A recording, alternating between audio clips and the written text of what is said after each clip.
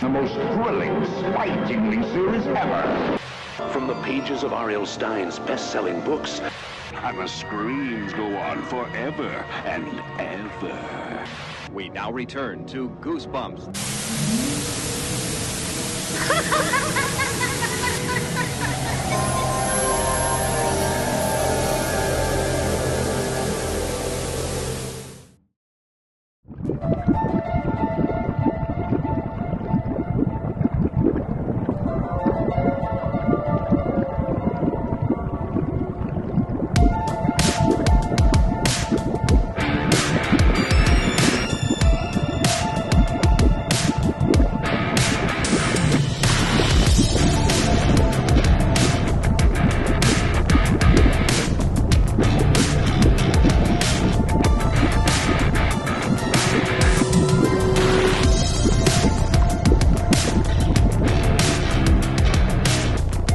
Greetings, Goosebumps fans, young and old, big and small, living dead and undead. Welcome back to the Goosebumps Crew Podcast. As always, I'm your host, Isaiah Vargas. I'm joined by my good buddy, Bjorn Pelnick. We are the Goosebumps Crew, and we're back to, what else, talk some more Goosebumps. If this is your first time joining us here on the Goosebumps Crew Podcast, I want to sincerely welcome you all. If you are or have ever been a fan of the popular Goosebumps series of books or the Monster franchise's books spawned, I have a feeling this podcast is going to be right up your alley, because as I always say, me, Bjorn, and Nick are some of the biggest Goosebumps nerds on the entire planet. We could talk about Goosebumps for hours on end, and that's exactly what we do here on this podcast. Every week we got a brand new episode talking about everything Goosebumps, whether it's the books, TV shows, movies, video games, merchandise, whatever it is. If it has Goosebumps in the name, we're going to talk about it so much that we're going to give you Goosebumps at home. So with all that said, if you end up liking today's episode, make sure you leave a like and comment. If you're watching us on YouTube, subscribe to our YouTube channel, hit that bell notification so when new episodes go up every Wednesday at noon Central, 1 p.m. Eastern, you can get a little nice notification to go watch it right away.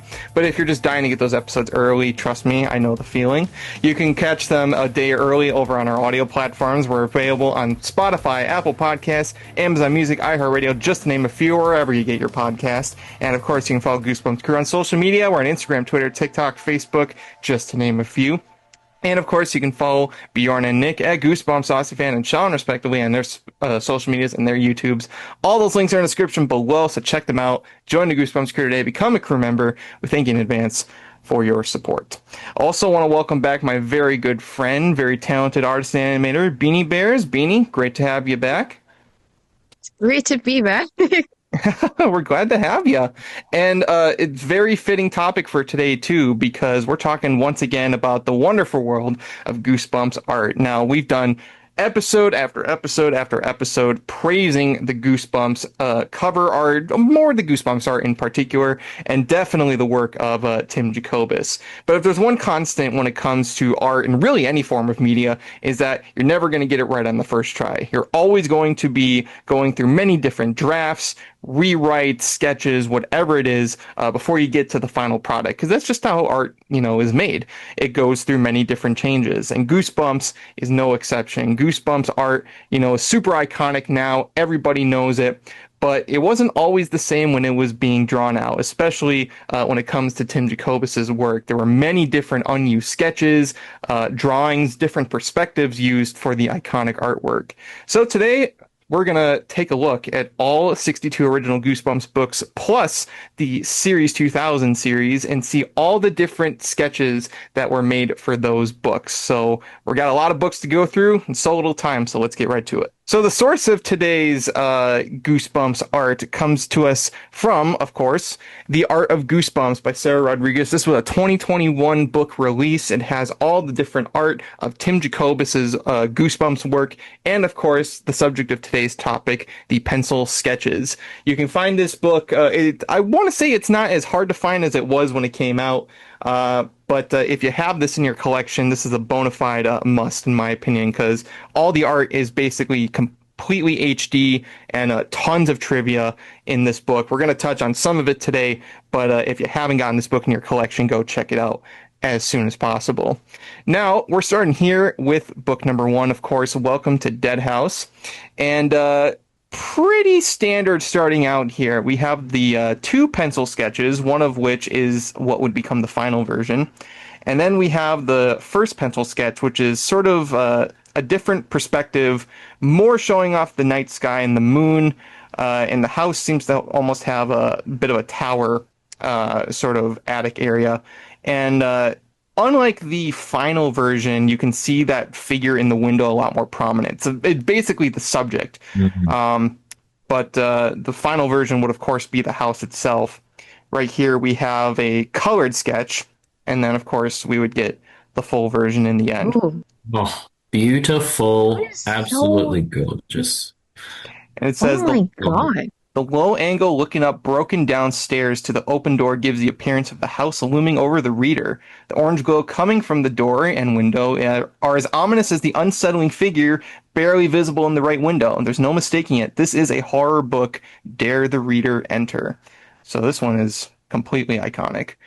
And honestly, I'm glad they went with this one because I don't think the first sketch was really as ominous, as creepy as it would Yeah, come up I to be. definitely agree. It I looks love the generic. figures in the corner. Yeah, it is generic. Yeah, This one's a lot more creative.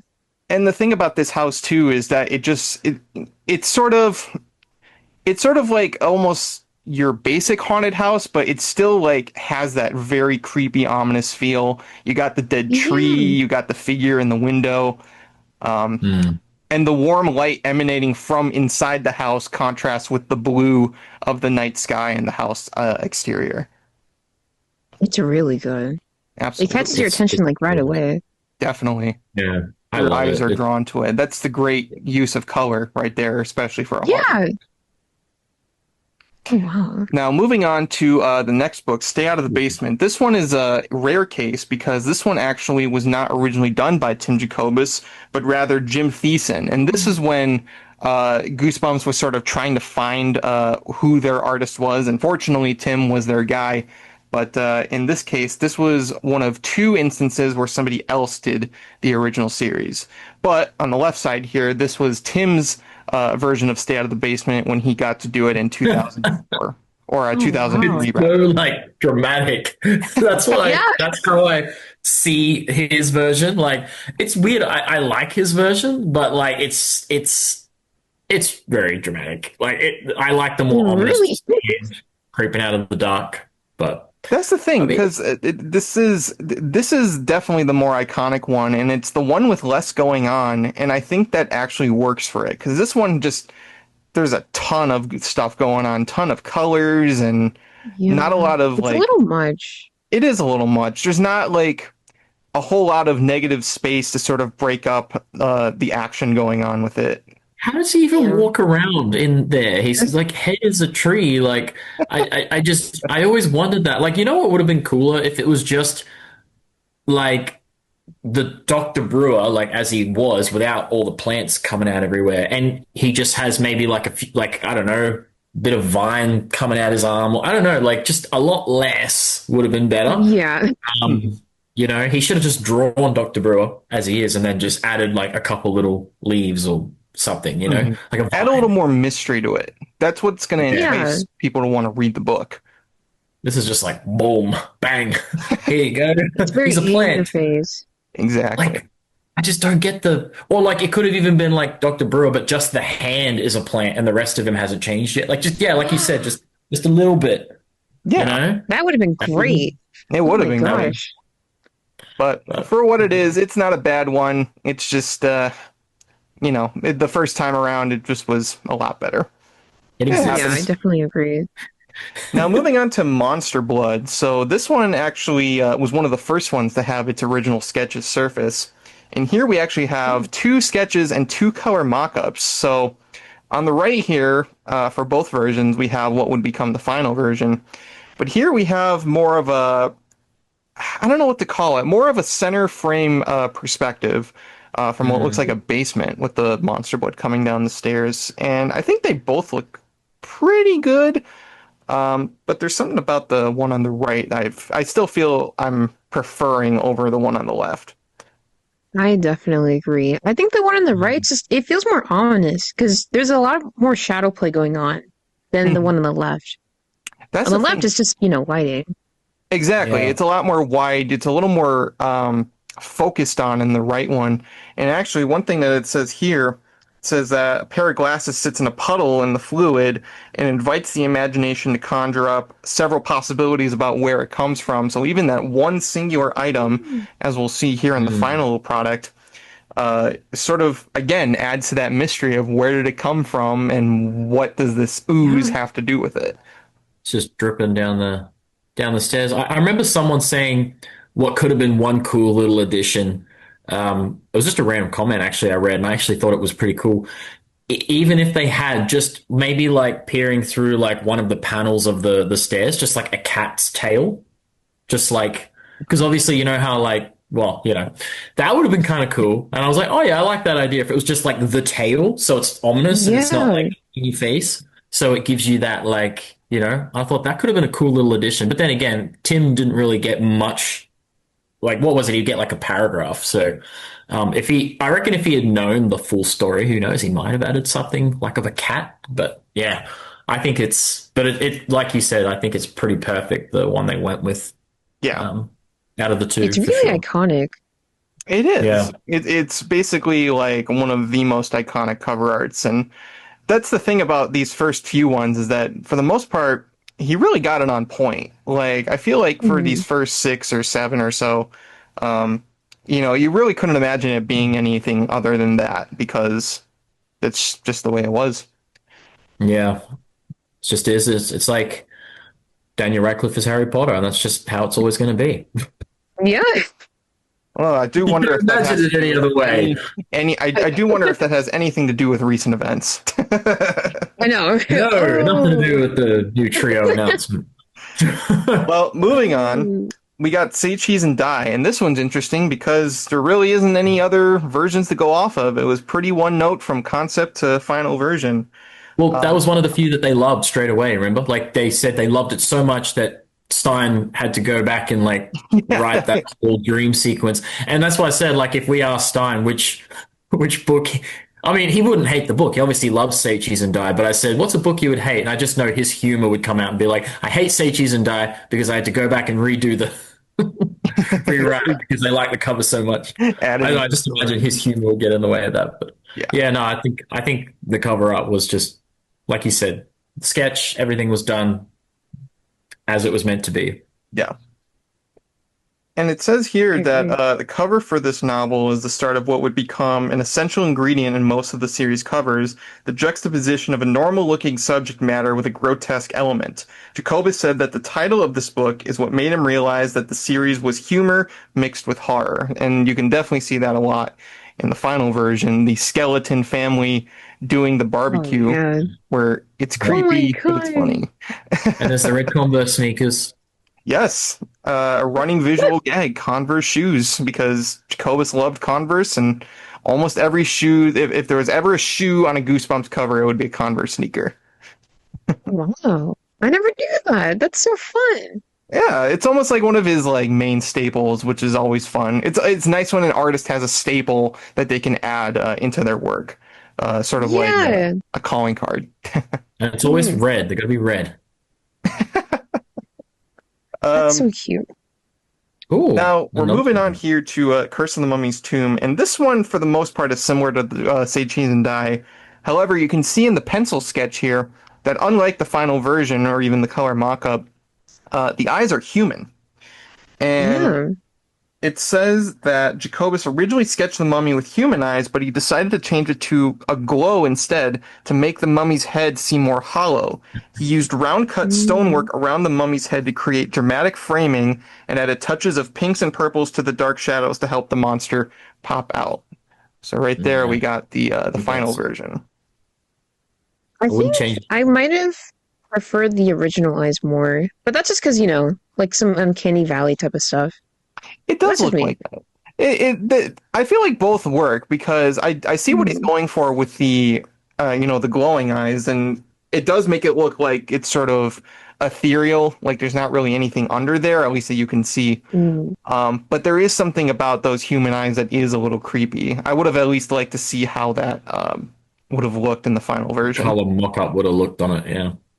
Yeah, I can see the appeal of both, though. Yeah, and the final product's amazing. I love the coloring. Yeah, it's really good. the blues and then like those aforementioned pinks and purples to add to the shadows. Yeah, that's nice. Oh, it's Oh, really wow. Here the models start coming in. Yep. So here we got Let's Get Invisible. Now this is where they started getting a little very different from the final version. So we have 3 different pencil sketches, and this is the first of which that had a model that Jacobus used. I believe he just said that he just found either people in his family or any child that was willing to to be a model. That would have been a creepy van situation. And Yeah. Want to be You in a wanna pose for my Goosebumps book? book? exactly. Honestly, I would have probably done that. Yeah, but the thing is, Done. Goosebumps was popular for kids. It would have been like, "You want to be in Goosebumps book?" Oh my gosh, yes! Oh, jeez. Of course, yeah. But I mean, looking at these pencil sketches, it looks like the kids were going from. He was trying to make the kids look more like they were having fun with it. And there's also 2 kids instead of 1 in the final one. But I like the idea of looking at it and being like frightened of turning invisible. So you can see that there's a slightly different pose in the color mock-up than what would come of which in the final version. Oh, Yeah, I like wow. that. And it says the light shining from a single bulb and the blue background are disquieting, suggesting stillness and loneliness. Through Max Thompson's eye line, that's the kid here in the cover, the reader's own eyes drawn to the image of the child in the mirror, where the lower half of his body is disappearing. It says, Yeah, I like That's that. good. mhm. It's really good. And keep in mind, this was back when it was not digital. This was completely painted and hand drawn and sketched. So the idea of doing, in basically invisible, people through the art of what am I trying to say here? Doing invisible people through painting. I'm tripping over my words here. Is pretty impressive. Yeah, Yeah. no, Wow. I like that. I like the light that the light's there too. I like that's good. Mm-hmm. I'm just in awe with it. It says that there were cobwebs in the original cover were not. So going back to the original cover here, I don't know if you can see, but there's basically supposed to be cobwebs like right here, and those were added by an unknown artist at Scholastic. They were not in the original art, and then when it got reprinted, they took them out. Yeah, I've got the Oh. one with the cobweb, obviously, and I remember thinking, "Where's the cobweb gone?" That's so weird to just take the cobweb out. Like, why? Guess it was too much. Guess it was Wow. too spooky. I guess Oh, so. We're getting to the very iconic one now. Oh yeah, now we're at Night of the Living Dummy with Slappy, and this is interesting because we got 4 different sketches, and 2 of them are pretty similar to each other, but the other 2 are relatively different. Actually, this third one, this bottom left, actually looks a lot like what would be used for Living Dummy 2. I Yeah, was about it to is. say. Same exact pose. Hands are in the exact same Yeah. positions. But the only thing is that he's not sitting on the bed. Mhm. It's the Yeah. same. Yeah. And this one here, he's coming out of a trunk, which honestly, I don't find as creepy. There is something about the one that they went with, just the close up of Slappy, that is just so much more eerie than any kind of I'm pose you can inclined put him in. And the tilted angle makes it more creepy too. Mhm. Oh, yeah. Tilted. Like, I think that makes it a lot scarier. So, like when they did the 2003 reprint, it almost looked wrong when they just shifted him Yeah. back.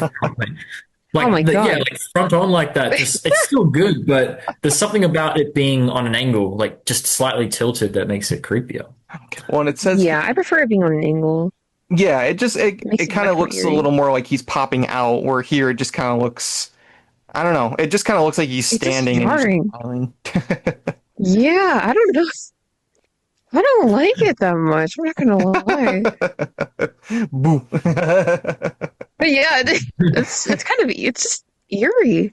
It feels Well, here it says the use of shadow is what really draws the eyes on this cover. Slappy, Yeah. cheerful smile and tidy hair and outfit only add to the sinister insinuations caused by the glow of his green eyes from the shadows.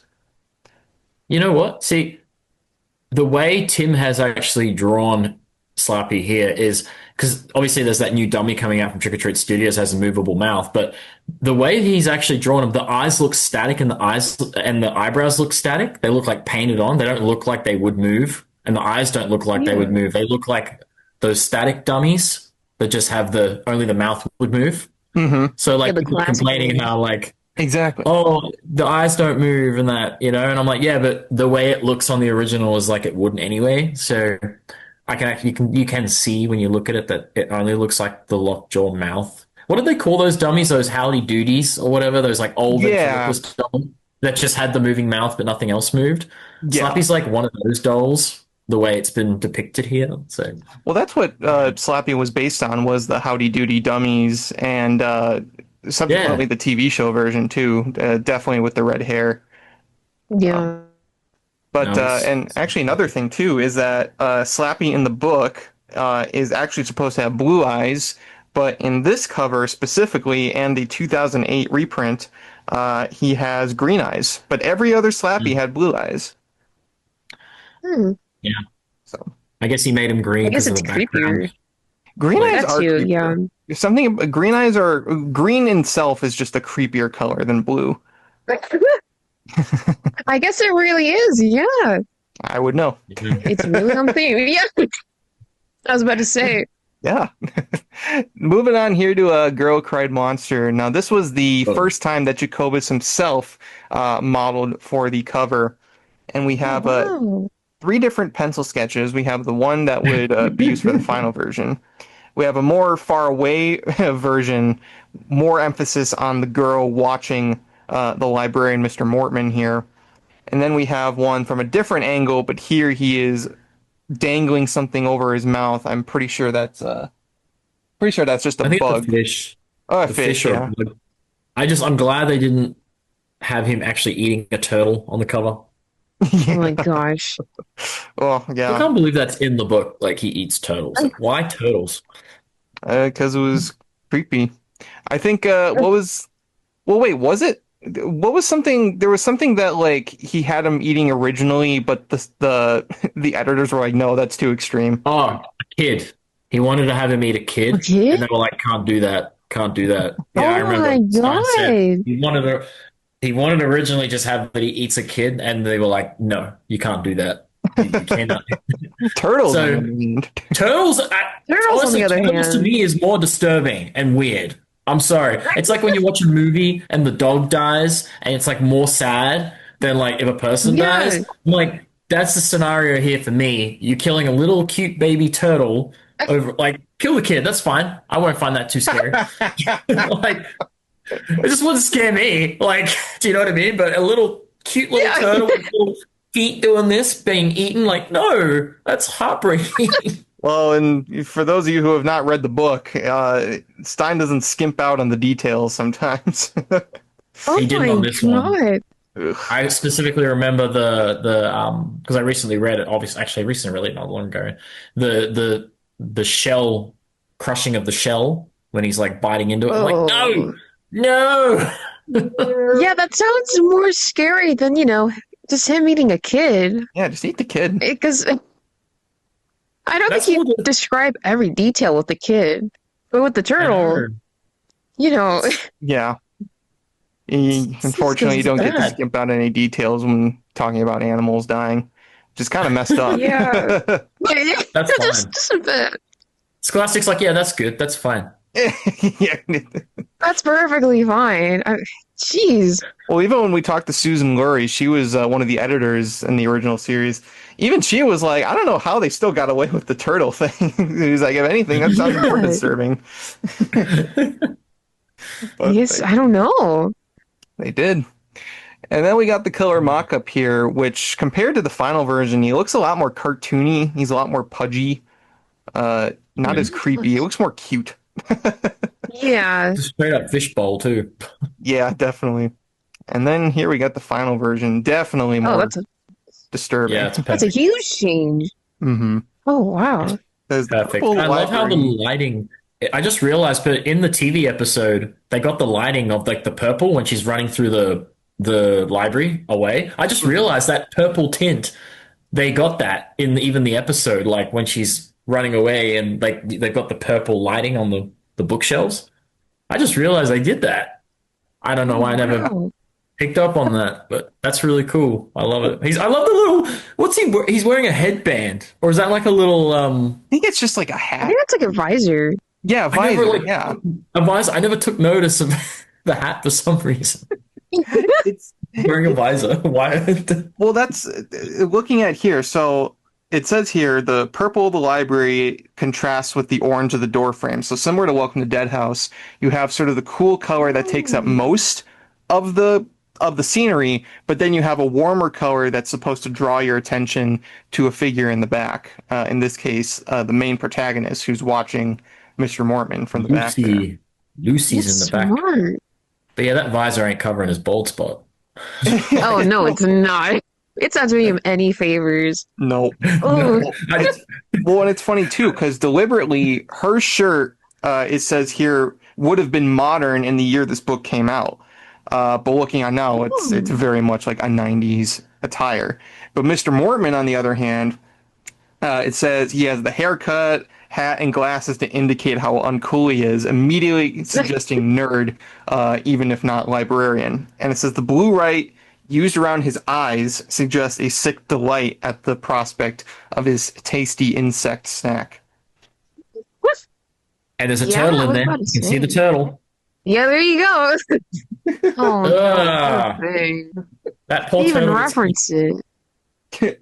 He said, Jacobus said it would be funny to draw himself as bald because he's modeling for Mr. Mormon here. Because at the time he had lots of hair, and for some reason, now that he actually is bald, he doesn't find the image quite as funny. Oh, gee. Sorry, Tim.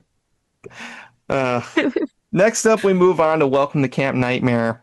And this one's interesting because you have the final version here from Pencil Sketch 3 and then onto the color mockup. The first two, however, have a more like POV view. This one has the feet, so it almost looks like you're seeing Converse! this. They're Converse! Yeah, there's the red Converse again. My God. And He then tried this one, to sneak him even into this cover. yeah. Well, unfortunately, I wouldn't get used in the final one. And then this one is one without the feet. It's still just a purely POV perspective. And then we got the pencil sketch and the color mock-up with the hand coming towards the tent. Much the same. That's meant to be Saber, obviously, right? Obviously Saber. Yeah.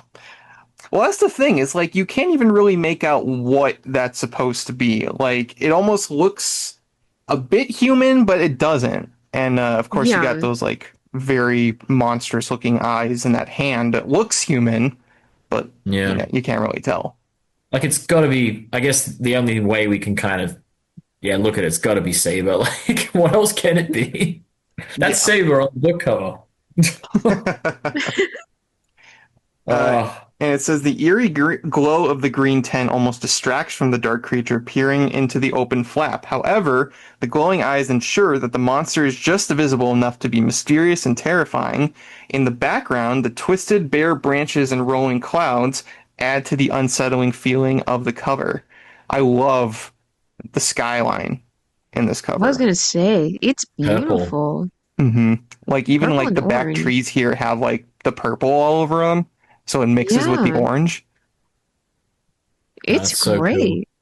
Yeah. He could have added the Converse shoes. He could have had like the kids' like legs kind of half sticking out of the tent or something. I don't know. Yeah. Or have If them you like really in the wanted corner of to. the tent or something. Yeah. Like we need to put the Good. Converse sneaker in here somewhere. It's a small tent though. It looks like it looks like it's kind of small. Yeah, just a little bit. Yeah. But Like it's reaching for the kid's leg. Like Yeah. well, I like too. Oh, that would have been good. You can even see like the claws are actually kind of like cutting through the netting of the door. That was always a detail I really liked. Oh, wow. Ghost That's next door. really good. Yeah. The attention to detail in these covers are insane. Definitely. Like there's always like little things that if you like look really, really closely, you can find them. It was always fun to like look at the covers and just examine them. And now you can, Yeah. you can actually look at the full art and find things that you might have missed. Yeah, that's fun. Moving on to The Ghost Next Door, book number 10.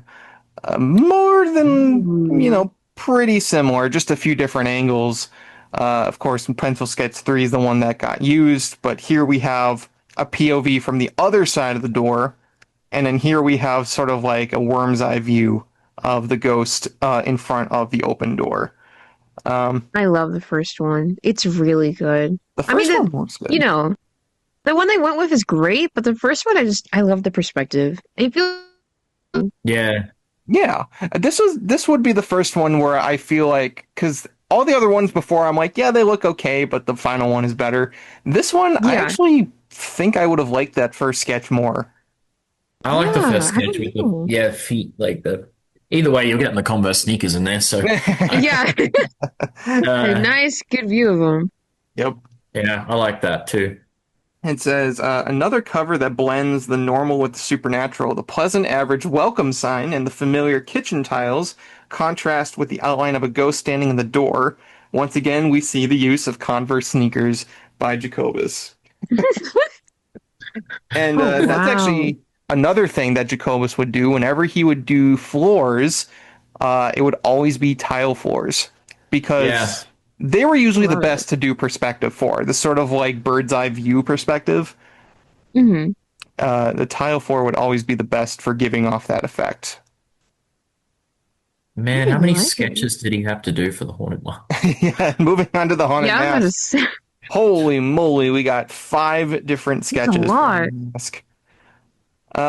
And this one, going back to the final one was better because some of these look kind of derpy.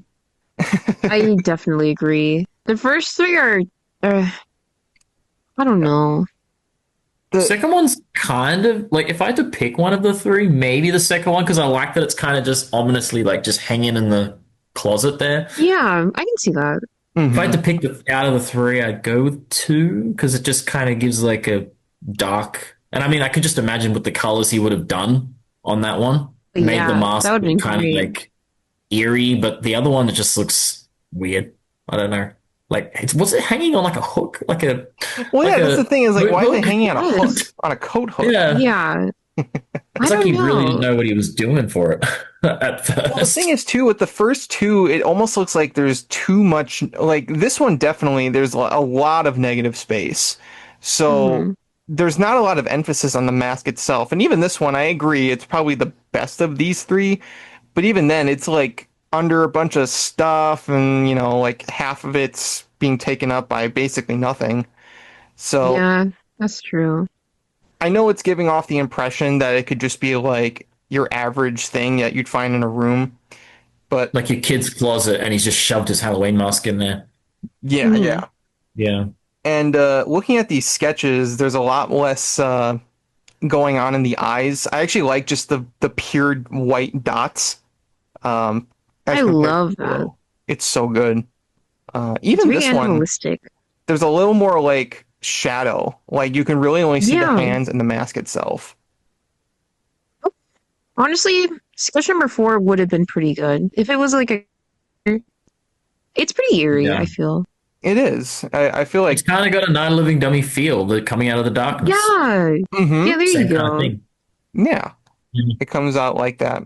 But It's of like he course, was going for a similar kind of idea, and then Yeah. mhm.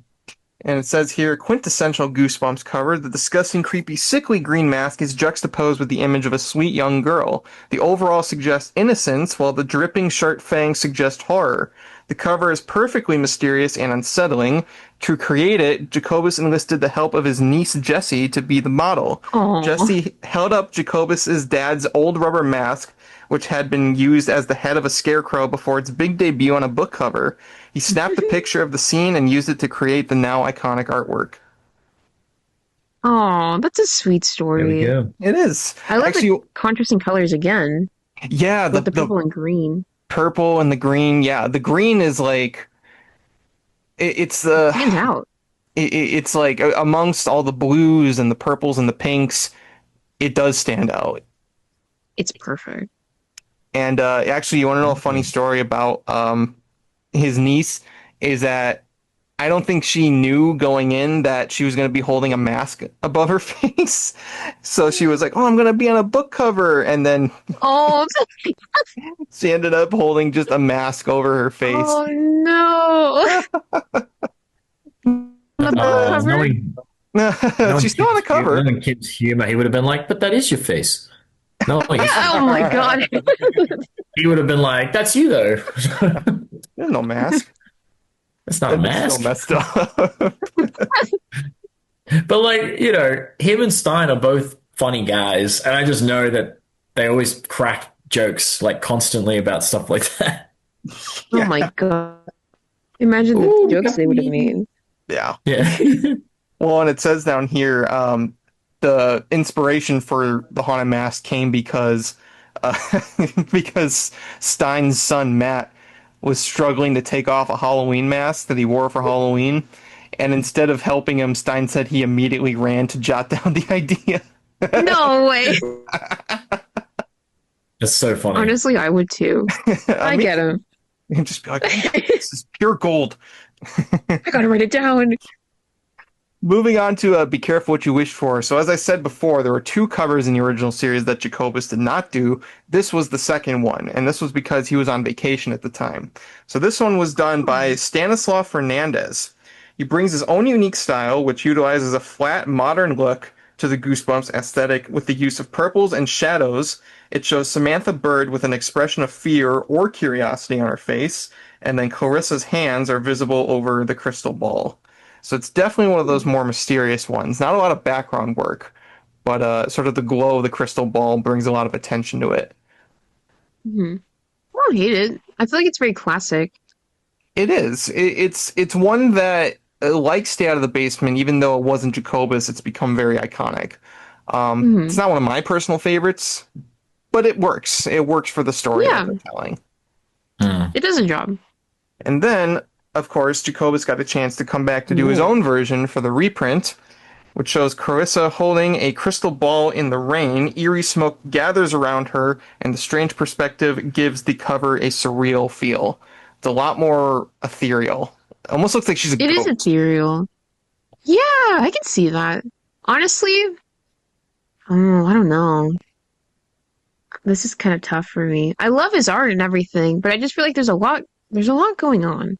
It's a little less mysterious. That's the thing about these 2 that he didn't do, is that actually they work because they leave things open for you to you don't want too much going on, because especially for a horror book, you want to just kind of be given a taste of what you're going into.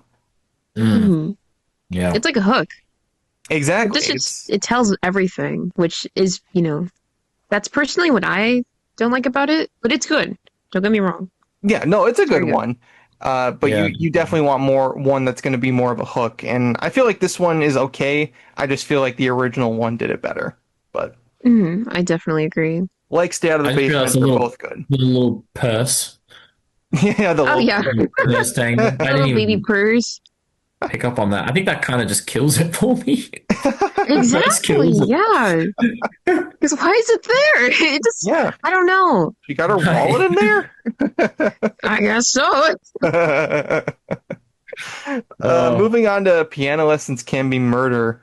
Now, this one is pretty simple overall. You just have the disembodied hands playing the piano. There's a few different perspectives. One more from far away, one that's very up close, and then you have the final one, which is sort of, again, that more fisheye lens perspective, which I do think of the 3 is better. I love this cover so much. I remember seeing it as a kid, and it used to freak me out. Exactly. Yeah. This one always, but even you can see here in the sketch, and I think it even says it here in the book. So it says, although technically the disembodied hands playing the piano are free of any gore, Jacobus's use of bright red for the background immediately brings to mind the idea of blood. The subtle technique raises the subconscious horror level of the cover, causing the reader to perhaps imagine a scene more gruesome than one is actually depicted. And you can even see in the sketch, The base of the hands looks a lot more like, you know, that they were Good. severed or they were like torn off or something like that. Uh, So oh, I love that. it's very disturbing, but in the final If it was a version, Series 2000 book, they would have gone with the more they severed look. probably would have done that. Yeah. Yeah. Yeah. Oh Series man. 2000 definitely went the extra mile, and we'll see that when we get to them. But you can see in the final version they're a lot more smoothed out, so it doesn't appear as intense. But I wish they would have kept Man. it like that. Could have done some Yeah, blood me dripping off the too. corner of the piano. Mhm. But Like big, it's a good one. It's a very simple one because it's just the hands It on is the very piano. simple. But that's Yeah. why I like it. It's foreboding. It's cool. It's Well, spooky. it's what we talked about with even the last one. It's just like when there's too much going on, it becomes hard to look at. But when it's actually Exactly. a less is more sort of thing. Yeah, Yeah, there you go. definitely. So, and then we have the Ooh. Werewolf of Fever Swamp, and There's this a is one lot. I'm a bit mixed on because this is another one where there's a lot of different sketches. Some of them look a little more humanoid than most. So here we have a wolf that is still wearing a very 90s striped shirt. Very 90s. Very nice. Baggy Yeah. striped shirt. And then we have a few different ones. We have one here that's sort of like standing in the moat looking at the reader. We have one here that's pretty much just a wolf that's working towards the viewer. And then we have this one that's similar enough to the final one, but you can see there's a lot more human hands and feet. So it's Oh, he could have done a Uh, Converse sneaker. oh, you're so right. like, What a missed opportunity. I know. That would have been Been in that. every That would have made it good. You're every single cover. Should have had a Converse sneaker in it. Somewhere. And then we move on to the final version. This one is definitely a lot more wolf, but it Yeah. says the classic image of the wolf howling at the bright full moon is given the Goosebumps treatment as the realistic looking wolf is against a background of neon green swamp and hazy purple sky. The other indication that this is not just an ordinary wolf is the pile of clothes, a t-shirt, and a hat on the rock next to the creature. Yeah, he took away the stripes though. Yeah, they should have kept the stripes. That would have really added to it. Yeah. It's honestly, it's not a bad cover. I think it's just, it's just kind of generic, I feel. A little But bit. it's a hard topic to He draw. said he found it hard to do wolves, like to draw them, like to paint them. He said he was never good at drawing a Yeah. wolf. He preferred the other, like the Mark Nagata and Craig White wolves over his. Like Right. he was like they actually knew how to do a wolf. I didn't. Like this, I don't blame this you. one, Wolves are hard to draw.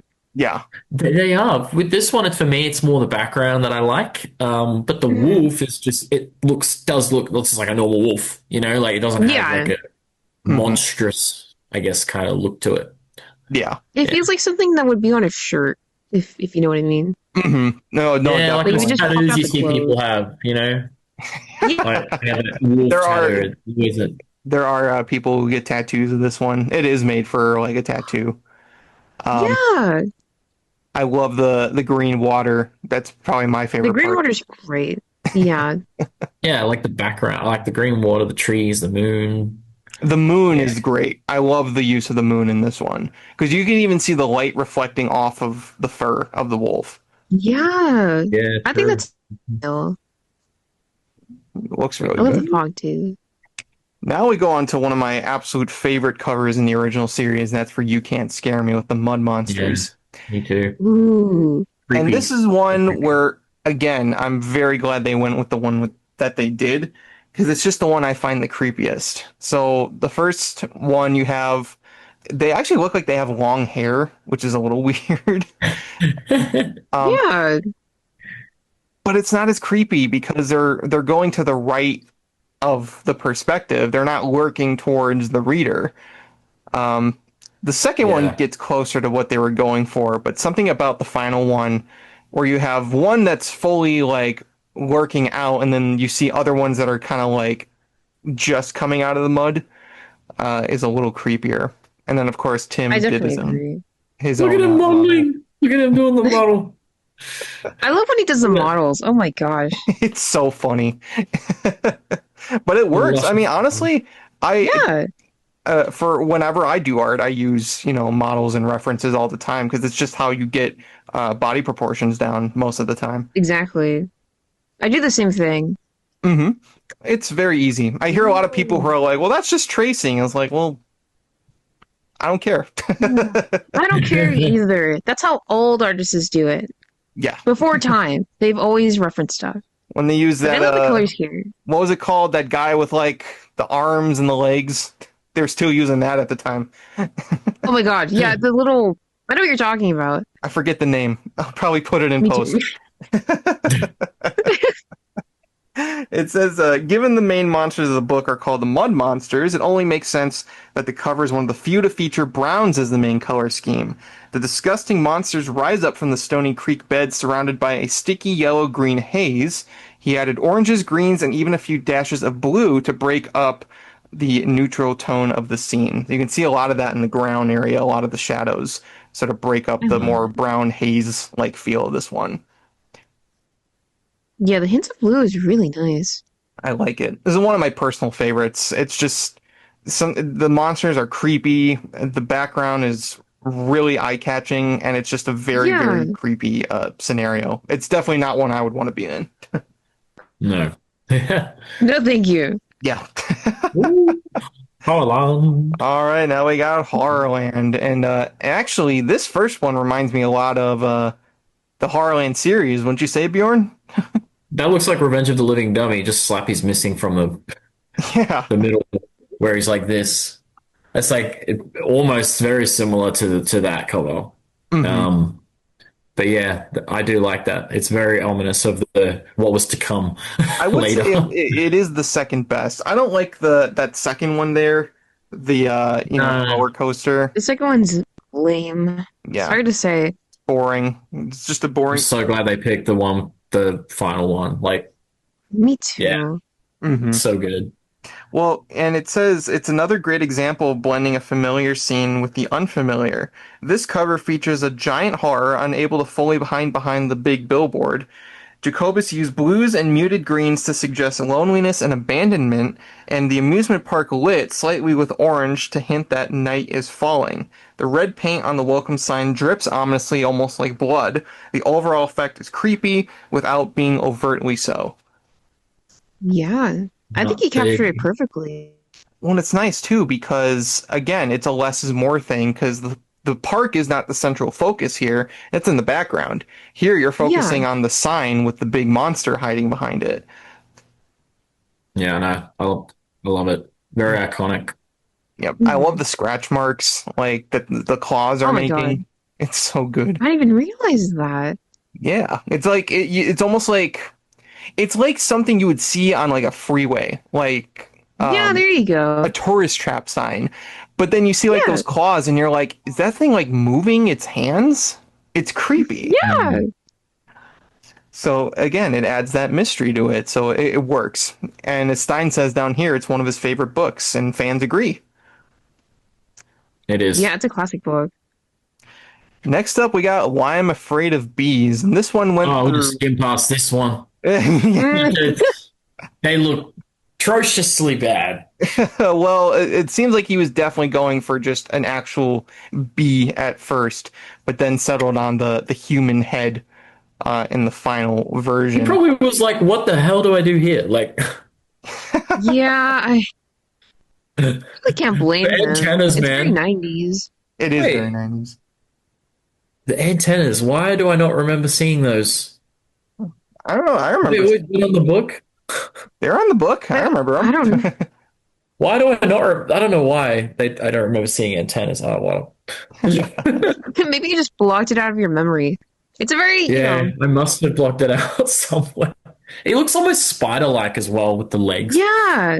I was about to say, Mm-hmm. That's Yeah, what I I don't do know. like. Do bees have that many? I don't think bees have legs like that.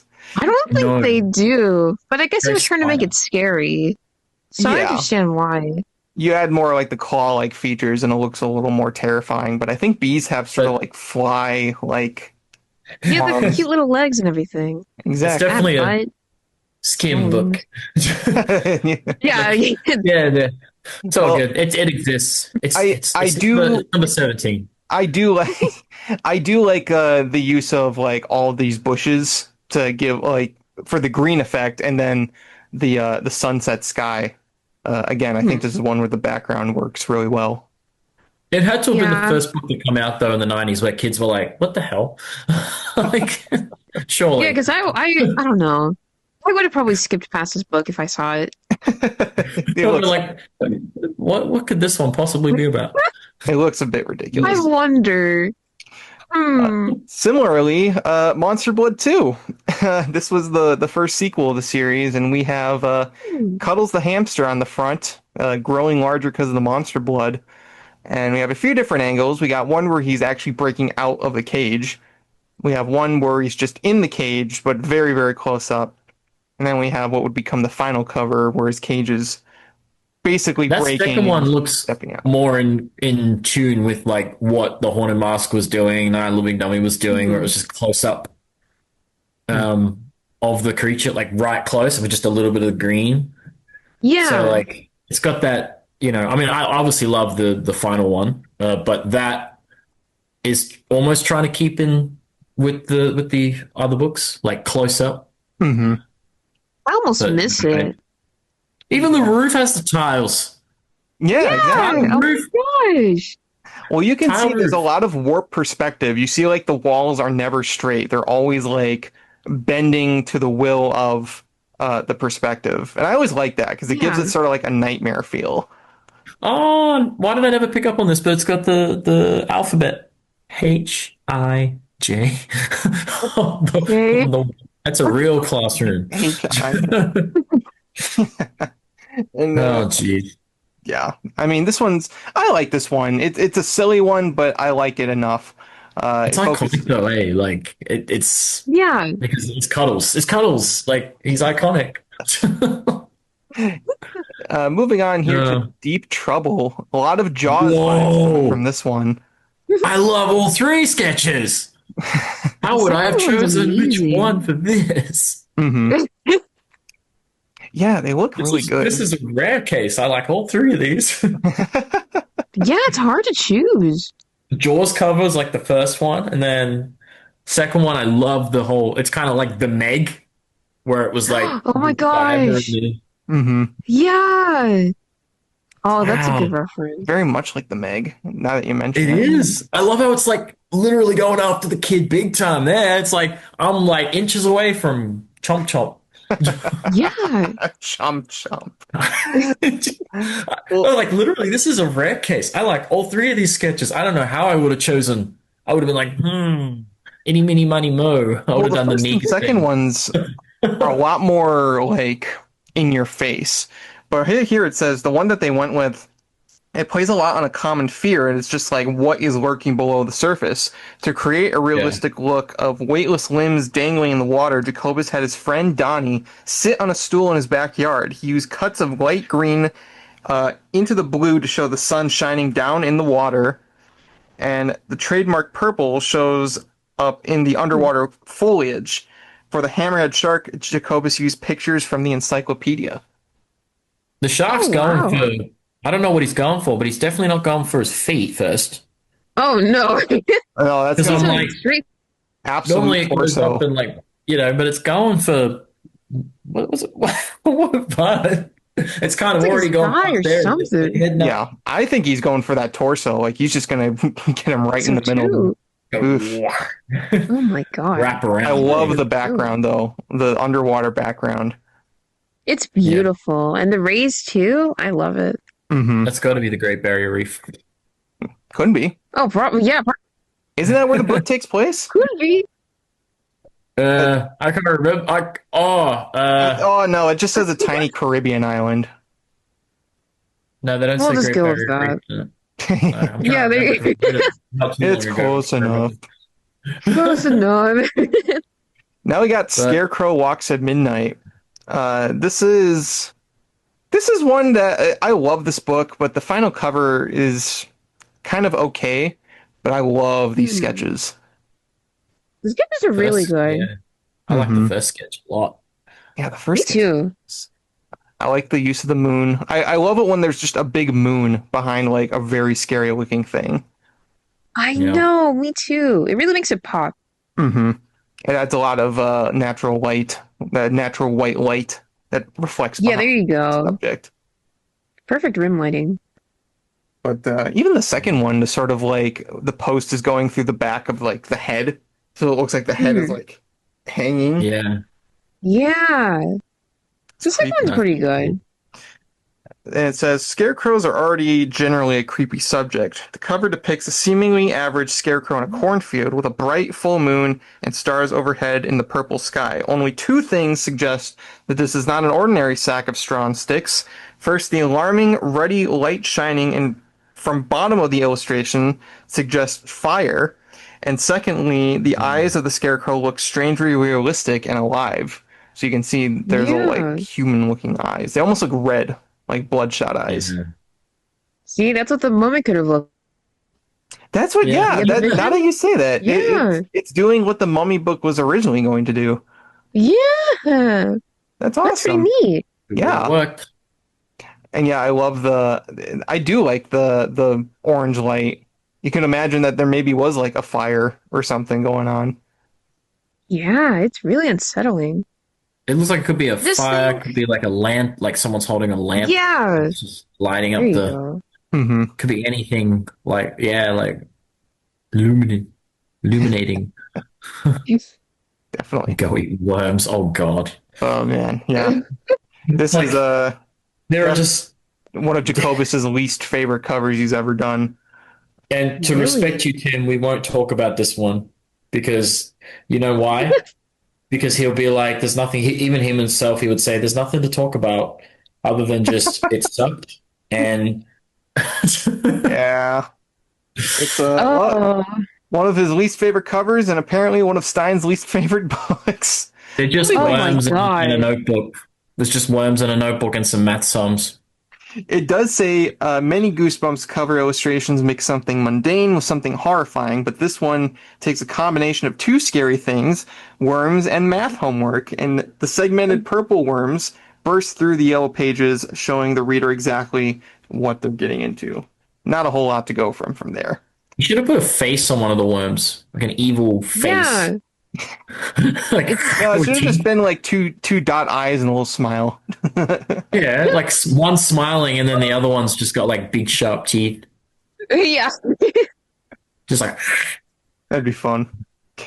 All right, next up we got Ghost Beach, and this is actually one of my absolute favorite covers of all time, but most of these sketches look very different. This first one here has sort of like an old man ghost going into a cave, and it's okay. mm, It's a little boring. Yeah. But the other three have sort of like waves of the ocean that are making like a figure. And I have to say that They're beautiful. 4 is probably my favorite. yeah. I think four does it best, honestly. Mhm. That's really clever. Having the waves make a face and a hand. That's I know. good. It's really good. Tim. Ugh. You Very also good. have that lightning in the background. Yeah. Oh my God. So good. I honestly, that's another one I wish could have actually gotten to the full product. That's what I'm saying. I mean, the last one's good Mm. too, but I don't know. Could have done some of these for the re-releases. Probably.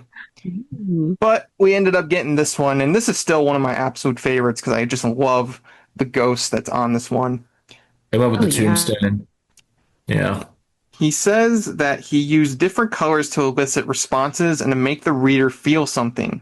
He suggests Mhm. black, gray, and deep blue for dark and gloomy moods, red and orange for fiery feelings, and soft blues and greens for more calm and peaceful moods. The blues and greens of this illustration are calming despite the enormous ghost, making the overall effect an eerie, quiet vibe. You can practically hear the ocean. The mood is completed with the trademark of Jacobus full moon, an ominous swirling of clouds, and the hooded figure rising from the tombstone.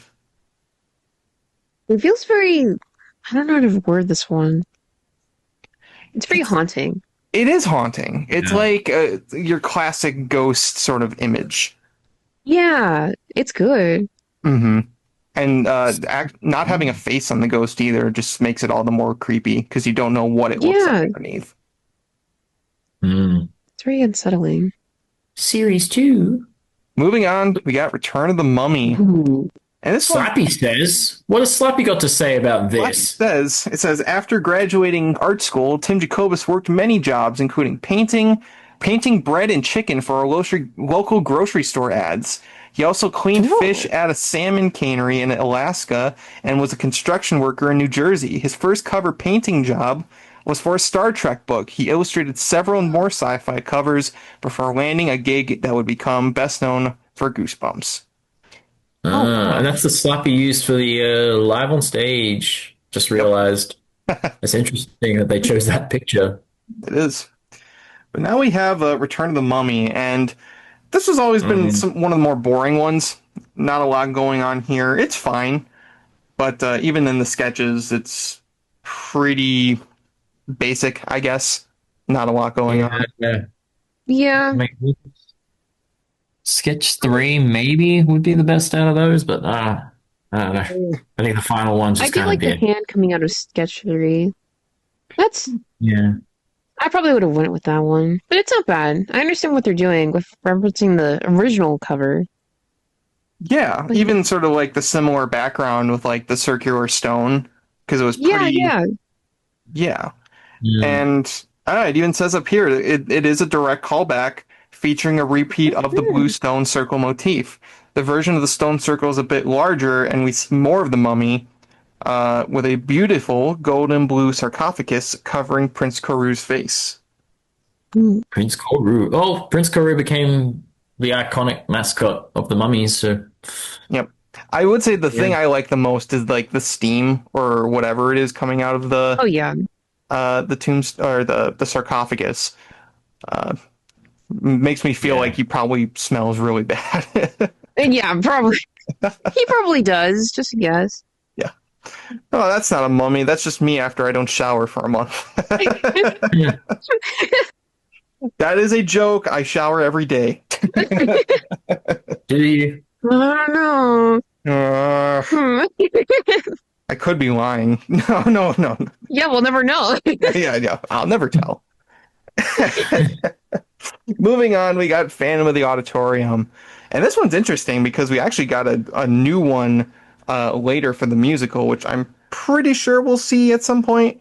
If not, I'll throw it up here for you all to see. Then you'll know if I was wrong or not. But here we have three very different sketches apart from the final one. We have a more head-on POV from sort of like farther away. We have a very, very up-close version of the Phantom's face. And then we have one almost looks like a shadow in front of the stage. Like the curtain almost. Yeah. Interesting. Ooh, I quite like that one. I actually do too. If that's what they were going for, I actually would have preferred that one than the one that we ended up getting. Yeah, I can see that. And it says it depicts the easily recognizable Phantom of the Opera character that inspired the story. It uses highlights of the magenta curtains, creating the feeling of movement, and the glowing green light shining from behind the curtains sets an ominous tone. I don't hate it. I think it's simple, but it works. I agree. I love how it's meant to be a kid, like we said, but it's clearly not a kid. Yeah, that's an old man. That's an adult. Yeah. Yeah. What's an adult doing in a kid's play? We'll never know. Oh, God. Ooh, that's scary. Next up, we got Attack the Mutant, and this is only two Attack the sketches Mutant, for this baby. one. The first one is very different from the final one. I do love the huge bolt of lightning and the rain that's coming down from like the very like Marvel-esque. It is. Yeah.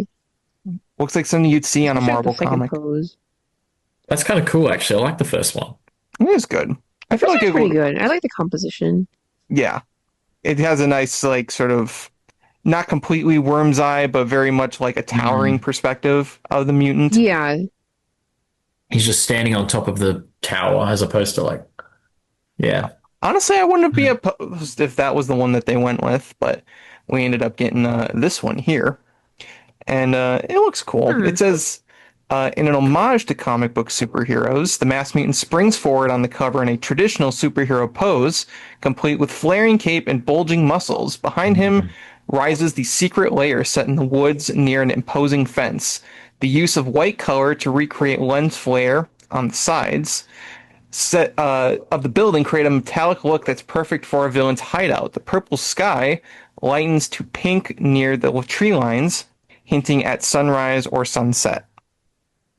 Hmm. Interesting. Mm. Interesting. Next up, we got My Hairiest Adventure. Harry Larry. This one's funny. Oh man, there's even photo shoot there. And Yeah, by this we point, Christmas was well and truly popular. So, hey kid, Yeah, there you go. want to be in a Goosebump book cover? Well, I like this one with the like tuft of hair that comes out, and then I guess it would have What is that? completely It's like, spoiled the ending of the book too, because he's got dog paws. Oh yeah, there you go. So, but I think they're go just with glad that. they went with the one they did, the best one with his monkey ears. Yeah. it does look like monkey ears. That's funny. It says the tousled-haired child is a quintessentially 90s sweater is placed in a surreal situation. Larry's face shows shock at his hairy hands, and the blues used in the bathroom and bright whites for the lighting juxtapose the thick, dark hair.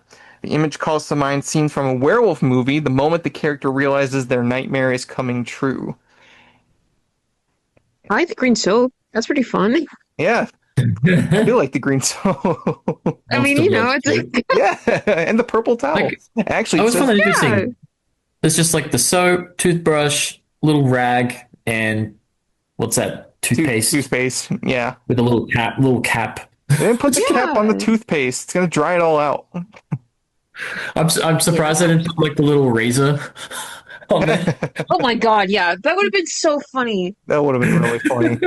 It actually says here, Oh. Jacobus's signature. So Jacobus's signature is down here, and the red towel are hidden by the slime border on the final cover. So on the original covers, so if you can see right here, you actually can't see either of those things on the final. No. Oh, you're right. Oh, But that on sucks. the reprint version, they zoomed it out, so now you can see them.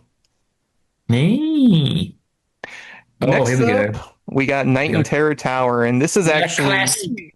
as it says down here, this was one of Jacobus's least favorites of the series to do, and one of the hardest he had to paint because he ran into deadline issues and did not have the normal amount of time he used to work on a book cover.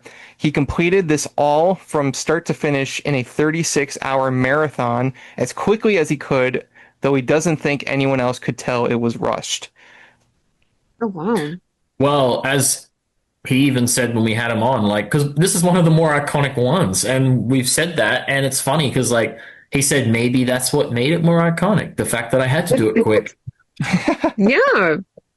I wouldn't imagine this book any other way now, though. Like, I mean, if he really wanted to, he could have added like a little, like on the post, he could have added little like lamp, like fire coming off, like a, Yeah.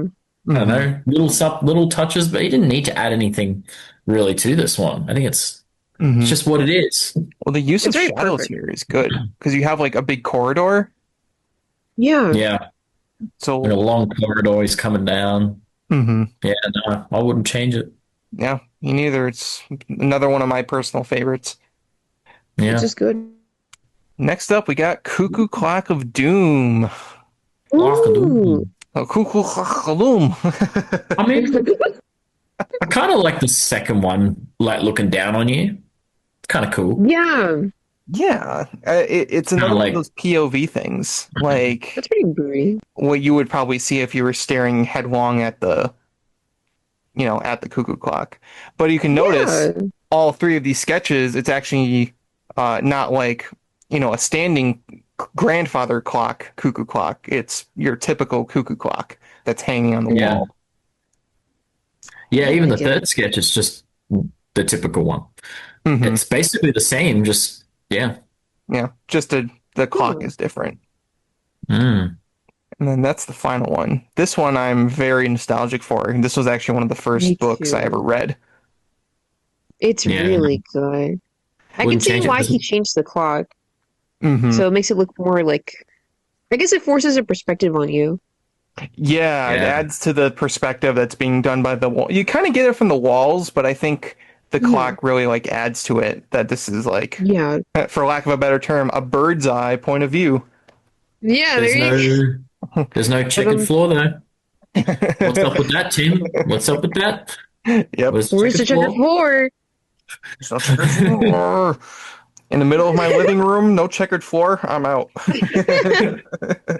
It says, according to Oh, Jacobus, this dude. was one of the titles that he was sent that made him laugh. It does sound a bit ridiculous, as cuckoo clocks are normally associated with old and gentle things. Perhaps playing on that idea, the cuckoo featured in this illustration is incredibly unsettling, almost looks like a Tweety bird or smaller version of Big Bird, but the flat-looking blue eyes and slightly lifted wings suggest a predatory fowl such as a hawk. He uses strange perspective to create movement. The bird appears to leap out from the clock in the background. The colors and lines on the wall leading up from a single tone red floor helps to heighten the feeling of movement within this illustration. Yeah. I No, love it's it. good. Now we got Monster Blood 3. Skip And it. it's alright. I don't like Monster Blood 3. Oh, I What didn't know there was 3 of them. there's There's 4? There's 4. There's 4? Actually, sorry, there's 5, there's 6. Well, 4 in the Oh original my series, then God. we got 2 more in the recent years. But Oh. yeah, there's 4 Monster Blood books, and they're all not good. They're all Oh, not good, great. the exception of one being like decent. Like it's Okay. fine. It's just fine. It's just Passable. fine. Yeah. It's a C. C minus. No, no. Yeah. But this one here, Well, we got that's a good. pretty basic giant kid with the red Converse Giant. sneakers. Just giant Yeah, Converse there you sneakers. go. I guess even that and- can't save it. From the sketches, it was just playgrounds. They're all playgrounds. Yeah, It's pretty generic. it is pretty generic overall. It's one of the ones that doesn't really have a whole lot going on. It says, the color choices often give the impression of an in-between time, either dusk or dawn. The yellow-green leaves closet closest to the subject of the illustration suggest, or of the illustration, serve to pull the sunlight towards the reader, with the purple leaves that are like more away from the subject, giving the impression of shadow to highlight this effect. There's very little monster blood on it. It's just knocked over bucket. Yeah, where's the monster blood? Yeah, I mean, you can see it leaking there. Very little. I'm right here. Let's see some more. Where is it?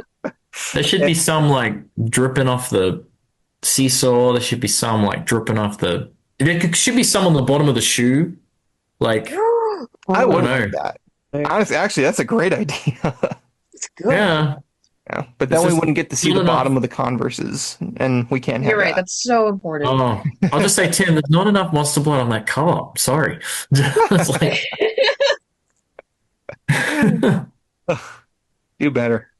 Next up, we got came from Beneath the Sink. This one doesn't seem to be a whole. Well, in the first and third ones, I don't really like this one. I feel like seeing the sponge is a little disappointing. Yeah, that's a bit. Yeah. I like the perspective, but you know. Eh, yeah. not as good. Besides, it's coming from beneath the sink, so you got to see it from beneath. Now, the mock-up here is creepy because again, you're It's using creepier than the final one. you're using the human eyes. Yeah. Oh, that's Oh, creepy. See, it's the human yeah. eyes. Yep. It's unsettling. Like, Yeah. Yeah. mm, I must say you had a Damn. very good point because human eyes are creepier than monster eyes. damn, They're it really works for this one, especially. Yeah. This one featured more I love this reptilian, cover. and you can see like it. You can almost see like the sponge-esque like texture that's emanating from the glow. You're right. Oh my God. Oh, there's cleaning I just like products the under color of there. this one. Mm-hmm. And I'm just looking at the cleaning products. says Yeah. Jacobus uses color to give the impression of shadow and light. The tiles on the floor are blue and red in the shadow, but blue and orange in the light. The area under the sink is purple and orange in the light, and the blues and purples above a sink do not actually follow a light source. Instead, it serves to draw the reader's eyes down to the center of the image, right down here. And for some reason, I always found myself looking at this as Zippo. Yeah, me too. Whatever it's I called. mean, it's just right there. Yep.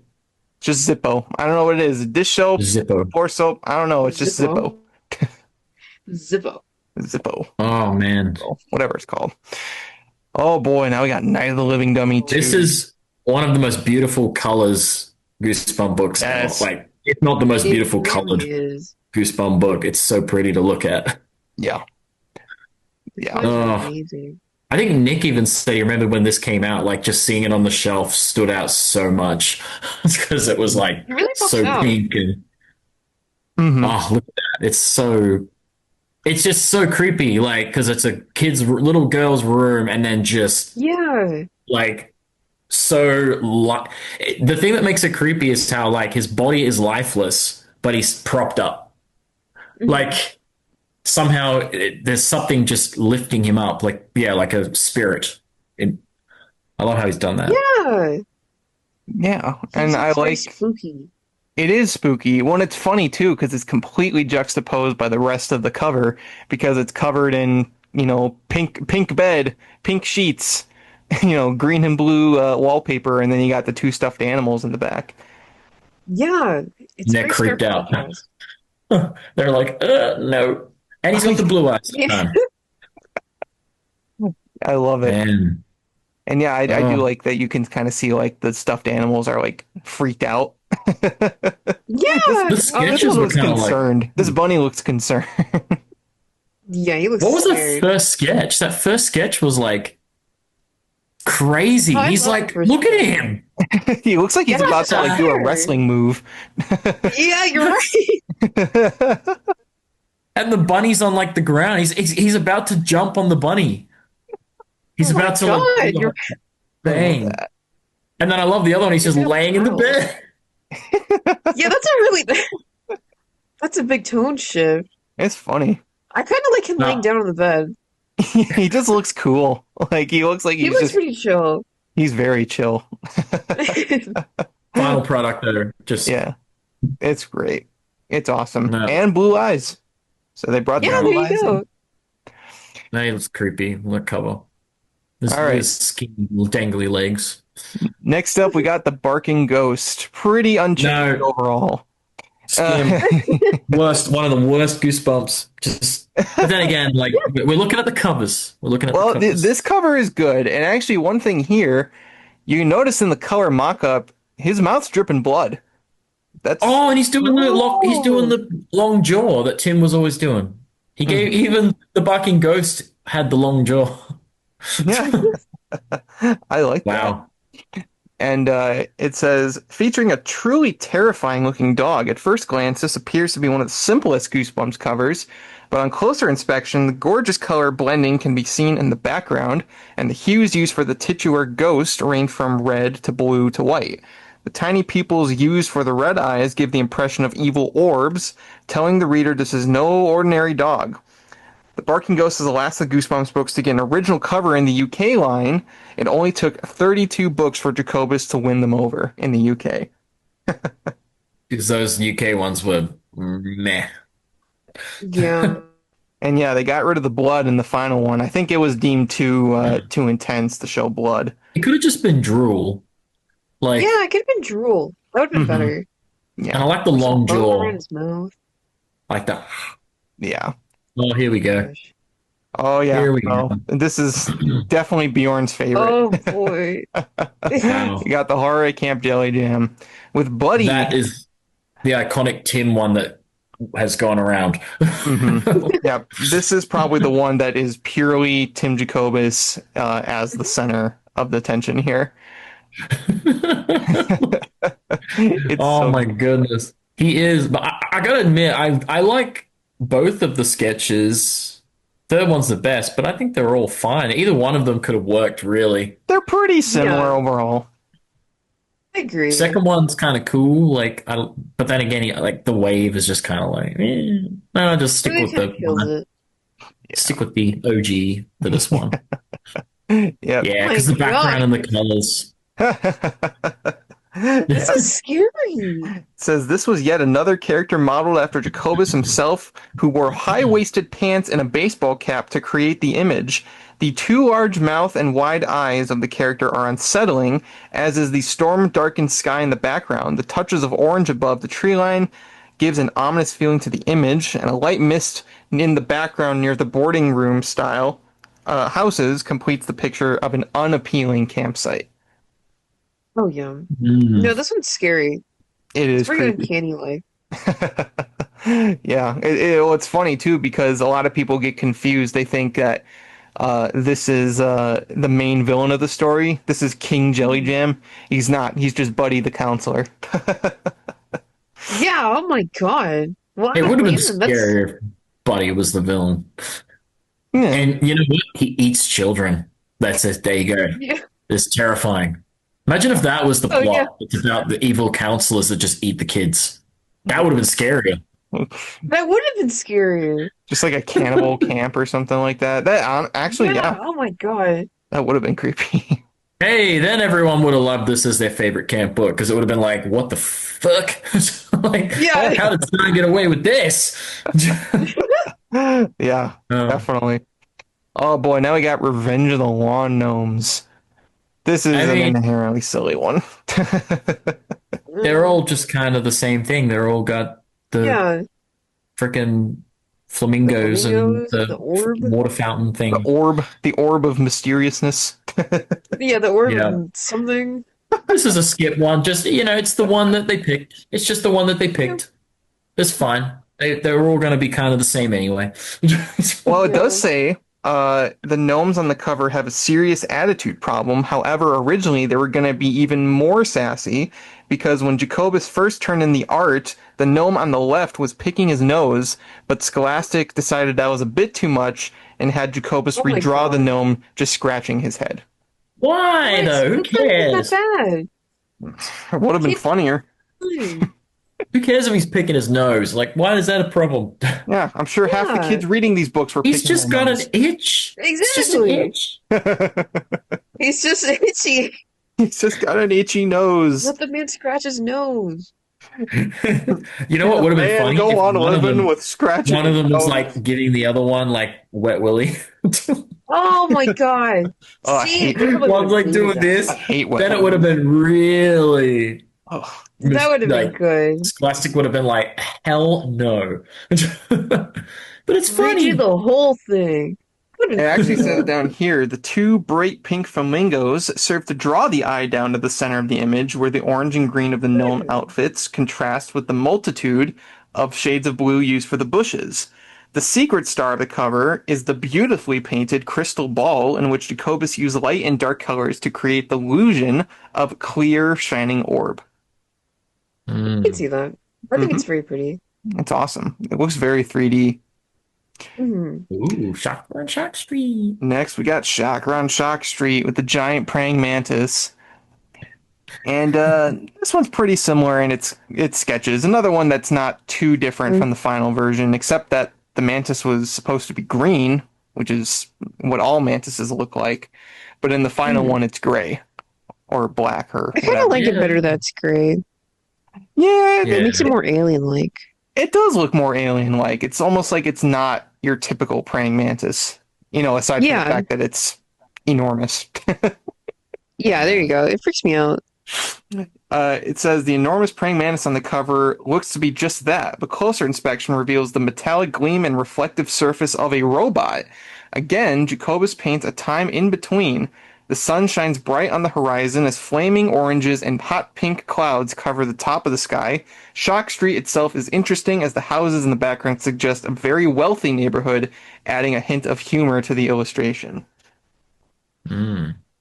And it is funny that they bring up that it looks like a robot because that technically is what it is. It's a robot. Yeah, there you go. So it works. Yeah. Yeah. Next up, we got Haunted Mask 2. And Ooh, thumbnails. not too dissimilar. This is actually the first of which that we have thumbnails for the sketching. Mhm. But not too dissimilar from the final one. But again, the color mock-up has a different color in the fact that the mask is Yeah. actually flesh colored. And Oh, that's scary. that's kind of disturbing, actually. Yeah, They jeez. went with that. I think Yeah. that the fact that the mask in the final one is green actually makes it a little less creepy than it just being like really gross flesh Like a looking human mask. face. Mm-hmm. I guess classic. Oh, Oh, go ahead. oh no, sorry. I feel like Scholastic would have been pretty picky about it. Probably. Yeah. It would have probably been too extreme on their part. Yeah. It says juxtaposes a monstrous face with the image of a young girl for the Haunted Mask. For the Haunted Mask 2, it Oh. juxtaposes an incredibly old-looking face with a young boy. The jack-o'-lanterns and bag in the child's hand indicates that it takes place on Halloween, like its predecessor. In trademark fashion, Jacobus plays with perspective, giving the illusion of a masked figure leaning forward, and mist floats up the stairs behind the child. Yeah.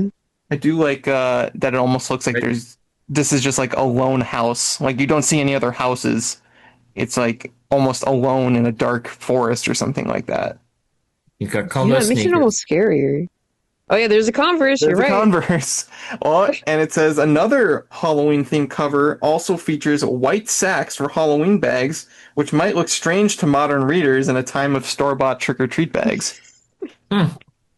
That's true. Yep. Oh my god. I don't know. I still go for pillowcases when I went out for trick-or-treating. It was always just Pillowcases. easier. I've seen a lot of people use pillowcases.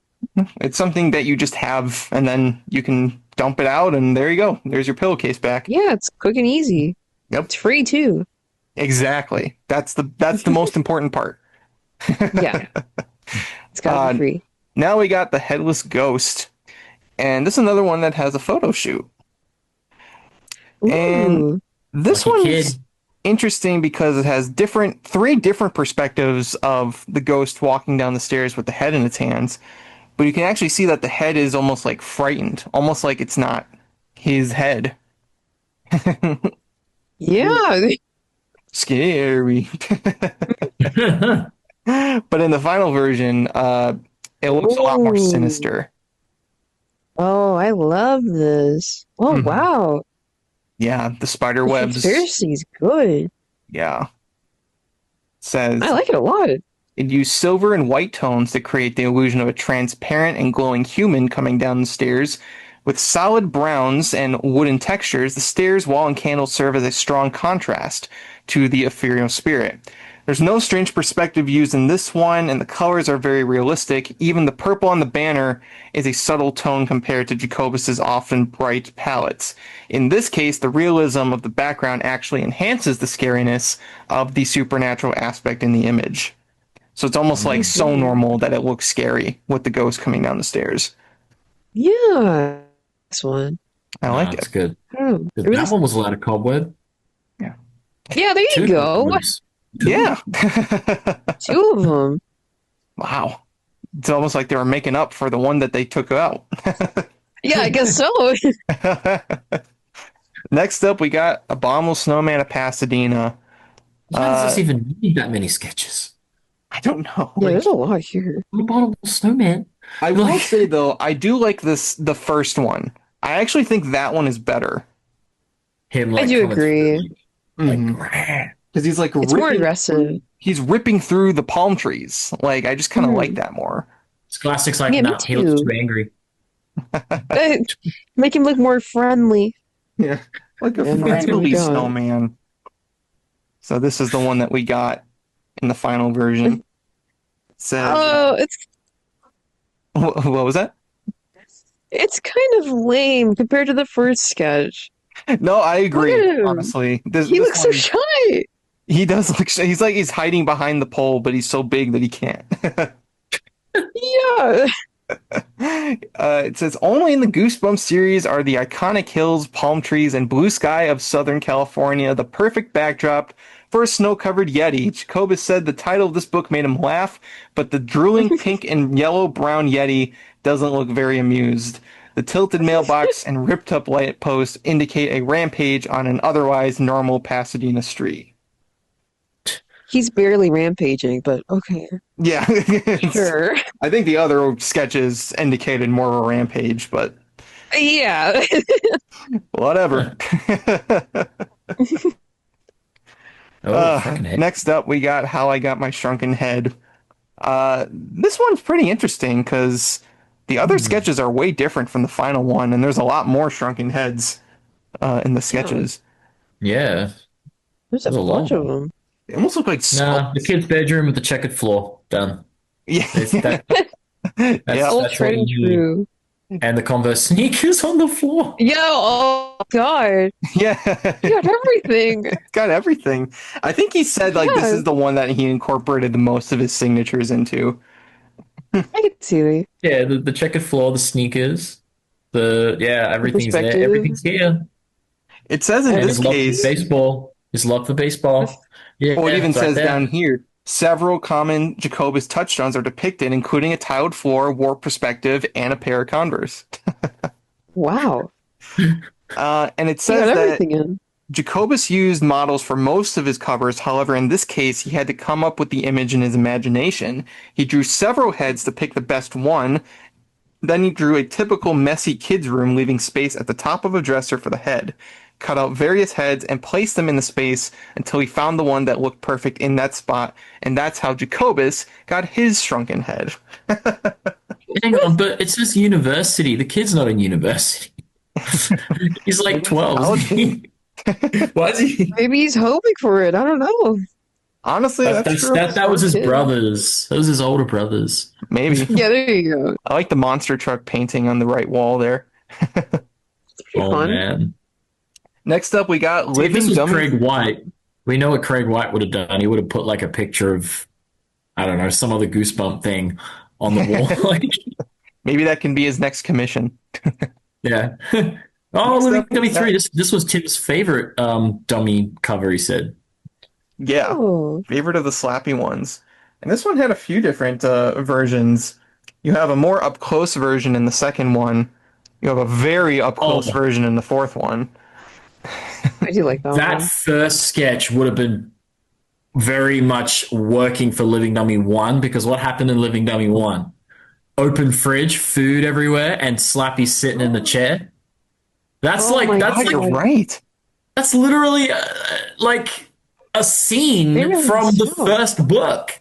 Like that would have been like a first book image. Like I know the one we got was obviously very iconic, but that is like straight out of the first one. Like that's crazy. How that's the sketch for 3. Yeah, Yeah. Okay. that works. The funny thing Wow. about the third sketch is that if you put a Santa hat on Slappy, that could have already been a really good Christmas cover. Oh, it could have been a Christmas Oh, Slappy yeah. book. We've had Bride, Nightmare, Revenge. Like freaking hell, where's this? There's like Slappy- We've had Slappy New Christmas or Year. something like that. Yeah, where's Something like Christmas Slappy? It's And then this was the final one that we got. And it says that he loved drawing all the dummies together on the cover. The lines of the floorboard are used to create the feeling of movement towards the subject matter. The family portrait of dummies. The background of junk is kept in 2 main colors, brown for items in the light and purple for items in the shadow. The orange chairs stand out from the purples and draw the eye to the dolls, who are creepy in their own special way. Especially my 2 favorites are this one with the checkerboard suit and this one with that's very short with the blue suit and cap. he had to give the checkerboard suit to the dummy because he couldn't do it on the floor.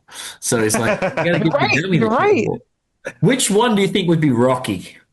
Which dummy is Rocky? I think it would be this one.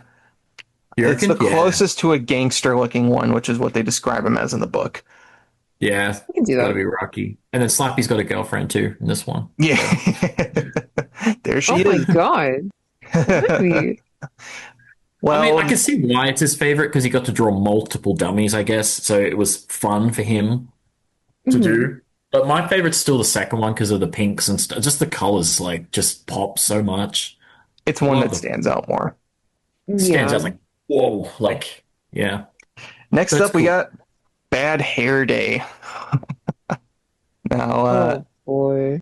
this one we got the scary looking rabbit, and we got a few different versions. One where he's coming out of the hat, one where he's doing this weird like look at the ground, this like turnaround, and then we got the final version. Oh, went too far. The final version. I like the This final looks one, I pretty think, for good. this one. I like it. It's one of the first Yeah, books I ever very saw. silly. It is silly. I just the idea of well, it's funny too because the proportions of the body are pretty standard, but then the face is like, all twisted and contorted, Yeah, That yeah. long jaw. buck teeth and all that. He It became a little exaggerated mascot. the They used mouth. to Hmm? Amazon quite a bit of the merch too back in the day, so he became a little bit of a mascot in the Star. Goosebumps. A One of the what? Goosebumps. Wait, no. What do I call it? I call it one of the gang. the He had like Goosebumps Cuddles, game. Slappy, Curly, Mud Monster, Horror, and yeah, Amazer the Bunny Rabbit made a few appearances with some of those old things. So it says he uses a flat color and small pupils to give the animal a crazed expression just similar to the barking ghost. And similar to Phantom of the Auditorium, magenta curtains with a green sort of background behind the curtains. I like that. Oh, yeah. I like Me it. too. Next up, we got Egg Monsters from Mars. This is actually one of my Jacobus's personal favorites. Checkered floor. Oh, yeah. You got it. So we got Oh, we had to go with the final one because you couldn't see the floor. yeah, First Oh my two. God, you're right. the floor. Yep. It's funny now that we're actually looking at it. It was like, wow, he really did use those two a lot. He really did. I do like this cover. I do. So Me too. basically, It's really nice. he said it's scary to mix something ordinary, like a carton of eggs, with something creepy, such as a slime monster. He suggested that the unexpected inclusion of something frightening into an ordinary situation adds an element of surprise.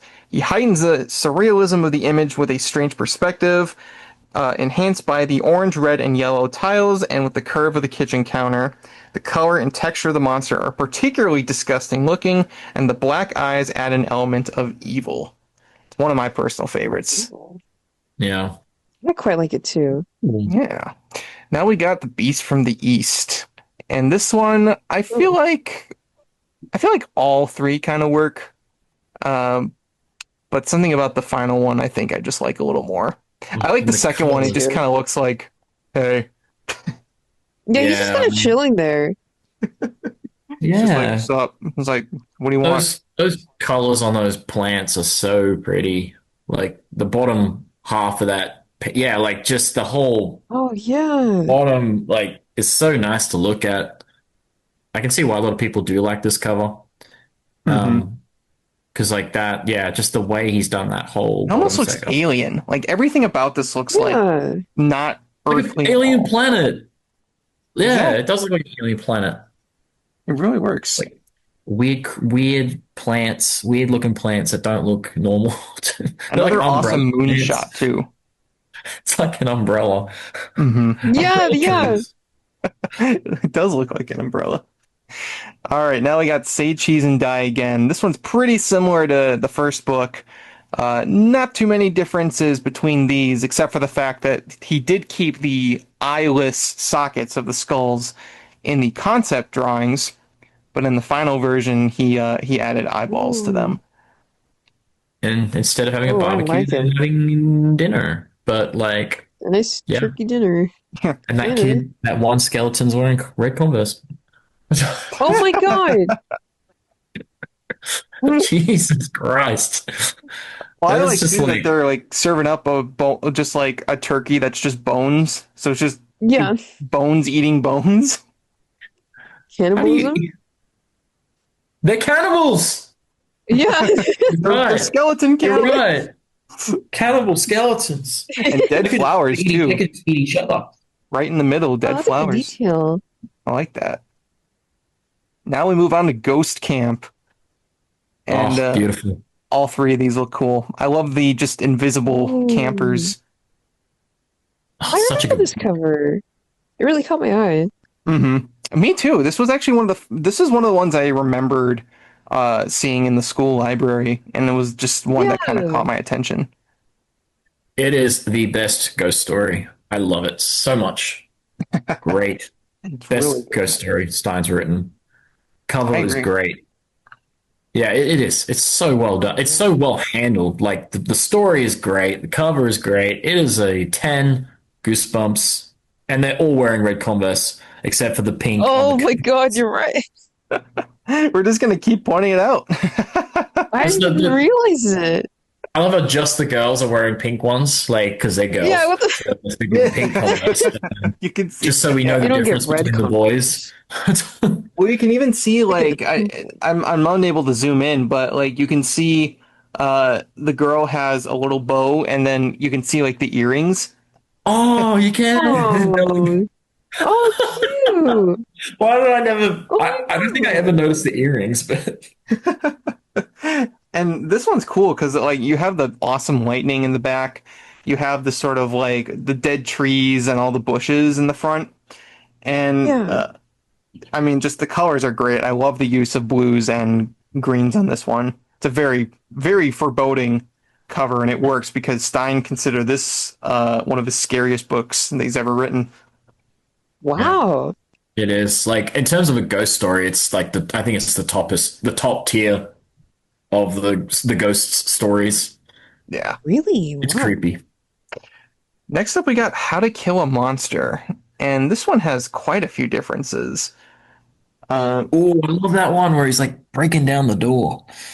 Yeah, there's three of them. They're like breaking down the door, and then you got like the kids on the other side trying to keep it closed. That's cool, man. Why did they not go with that one? I don't know. I love that. Oh. That's sick. I feel like those have more dynamic, action going on in it. And actually, for a title called How to Kill a Monster, I feel like, just trying to keep the monster out is a more fitting image than what we got in the final version. Yeah, for once do I'm actually agree. going with the sketches here. Like those are sick. Mm-hmm. The kids trying to hold the door up. You can even kind of see the face on this one, because this one's pretty similar to the final, but you can see like a face in the background there. within the Yeah, you're clues. right. But this one, the final one, is pretty similar to Stay Out of the Basement. Yeah. Oh, that's true. Checking floor. Oh, the floor's checking. You can just see it. Oh, Look, it's wow, like he you squeezed can it in just see there. it. It's barely in there. But Maybe that's why he went with this one. hmm So next, God. I got Legend of the Lost Legend, and this one is really nothing to write home about. It's just an angry Viking. Yeah. I was never a fan of this cover. It never really caught my eye. I remember sometimes even just looking at it and going, "This is a Goosebump book." Like, this is a Goosebump book. Yeah, right? Yeah. I do Yeah. like the snow. The snow is kind of a nice touch. Yeah. Yeah, it's different. Otherwise, it's just a cover, I feel. Winter themed Goosebumps book. It works. For Christmas. Yeah, it's a Christmas book. It's actually not. Yeah. Oh, but here's a good one, though. Attack of the Jack-o'-lanterns. Ooh, I remember this Two one. models. Three very different angles. We have a very far away one with a big, big moon here. That's cool, actually. I kind of like There's actually that. more focus on the moon than there Yeah. are on the pumpkin heads. Then this one's a You're lot more right. of a bird's eye sort of close up. And then we have the final those- one. Those pumpkin faces look better on the mock-up than they do on the freaking. They kind of do. You know, we talk about how they look the smiles look too big and too. That was one of the things that Nick always pointed out, how like it looks great, and then on the final one, they almost made the faces look too Oh, big. man. Yeah. Yeah. They look more like pumpkin, like they look creepier on the mock-up one than they do on there. So They look more evil. You're right. yeah, I like that's that. better. I do like Yeah, the final product's very cartoony. It does. Does her shirt say rap or gap? No, it's a Gap. Okay. The Gap sweatshirt. I was going to say, send that to the people at Scholastic when they were doing the Goosebumps rap. This girl's literally wearing a shirt. that It says was rap. popular in the 90s. In the 90s, it was huge. NWA, Public Enemy. My God. Rap was like booming. Tupac. Like, Oh my God, yeah, too far. Yeah, Tupac. I would have been like, you don't know kids, like, if they said that to me. Yeah. It does. So here again, it said that he liked to use white sacks for trick-or-treating. So they show up here again for this one. And the jack-o'-lanterns on the children's heads are all smiling cheerfully as they glow in the night. The use of blacks and grays for the figures' tops make these smiles somehow sinister, as do the glaring owl right up here, and the gnarled branches of the dead trees in the background. We have the suggestion of light in the horizon. There's like an unseen light source here, this time in a half circle, drawing eye to the center. But there's only white around the edges and between the legs of the kids to suggest an immensely bright light in the background, which is subtly unsettling. The spaceship. And Converse shoes again. Those shoes. But only Yeah. that's, what does it say? As there are shoes on the cover, it is only fitting that several of the figures are wearing Converse sneakers. Not so clear, but still possibly an Easter egg of sorts. This is what does it say? The 48th Goosebumps book, and the mailbox right over in the corner here says 48. Oh, I like that. These little references. Now we got Vampire Breath, and this is another one that Jacobus himself had modeled for. Oh, wait, actually, no. This is not Jacobus. This was actually his reference photographer, Michael, that did the I was going to modeling. say, that's when he was starting to lose his hair. You see the thin hairline coming in. So you got your typical vampire coming out of the coffin. We have one that's pretty similar to Return of the Mummy, where it's like half out. Then you have one with his arms crossed, and one with that sort of perspective of looking down. And I actually kind of like the look on the mock-up here. It looks a little more like dead in the eyes. Looks creepier. It Than the does a little final. bit. But here we got the final version. I love the eyeshadow. I know. He looks so dramatic. I know. He looks like he's going to probably like a Kiss concert or something like that. Yeah. Yeah. Perfect for the time. It's a pretty straightforward one overall. He's peeping out of the coffin, dead flowers and the Yeah. green mist that's emanating from his mouth and into the bottle of vampire breath. So it's pretty good. I remember this one a lot as a kid too. This one I vaguely creep. remember. Hmm. It's a pretty good one. It's okay.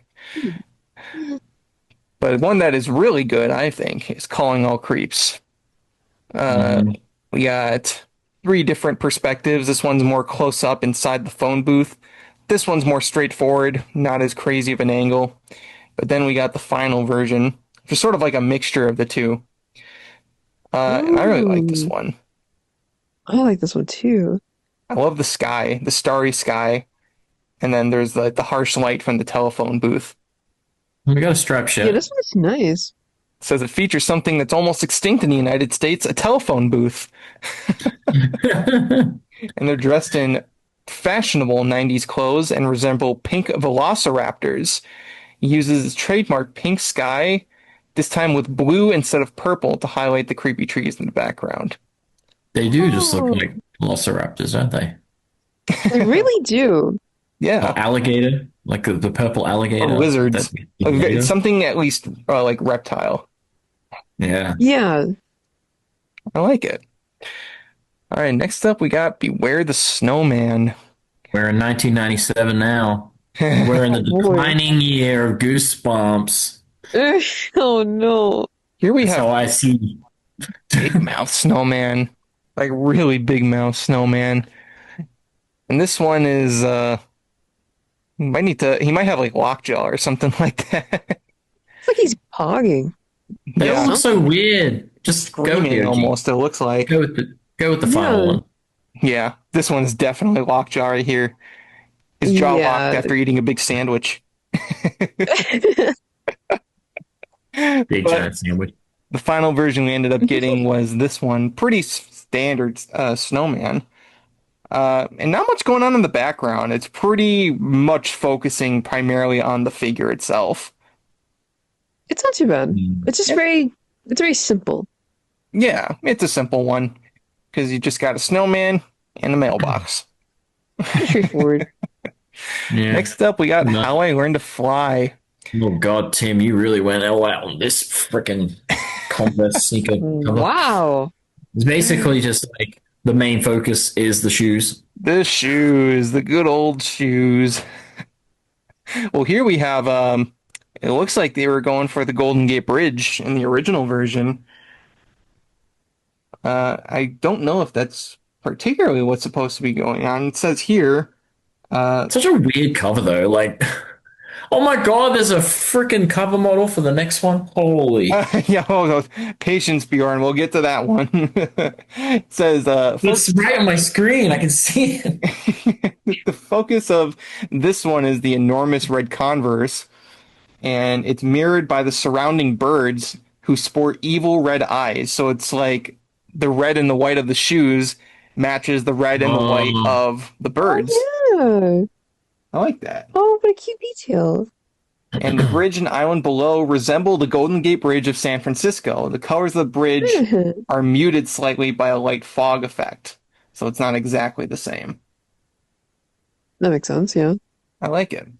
It's very much like a really big background heavy cover because it's so like high up.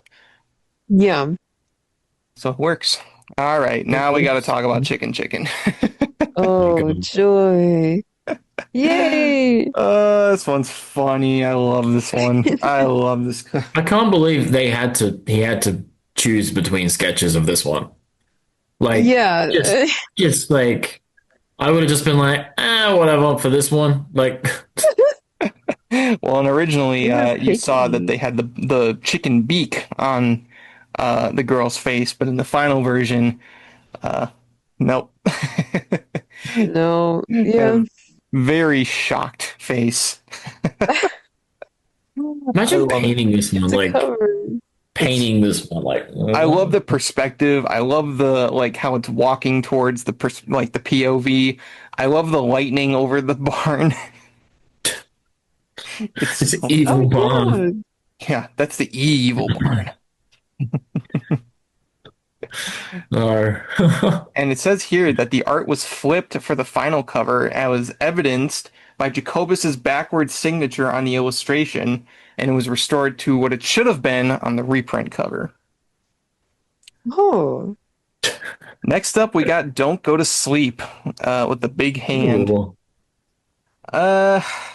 Actually, I kind of find myself liking the final one. They're all pretty similar, but I think not seeing the child's face sort of puts you in that perspective. Ooh. Yeah, no, I definitely agree. Mm-hmm. Very And good one. And it that says, hand. Are when they asked- Converse sneakers on the freaking table? Is that one little red? No way. That is right. I can't There's tell. one. I'm going to assume that it is. That's a shoe. That's a shoe, and it looks like. Oh my God! No, it isn't. No way. Surely No way. not. Sneak it everywhere. Well, and it's funny too because there's a giant monster hand here, and he even says he was asked why he drew this because there's no monsters in the book, and he just says that he paints him with very little information about the story.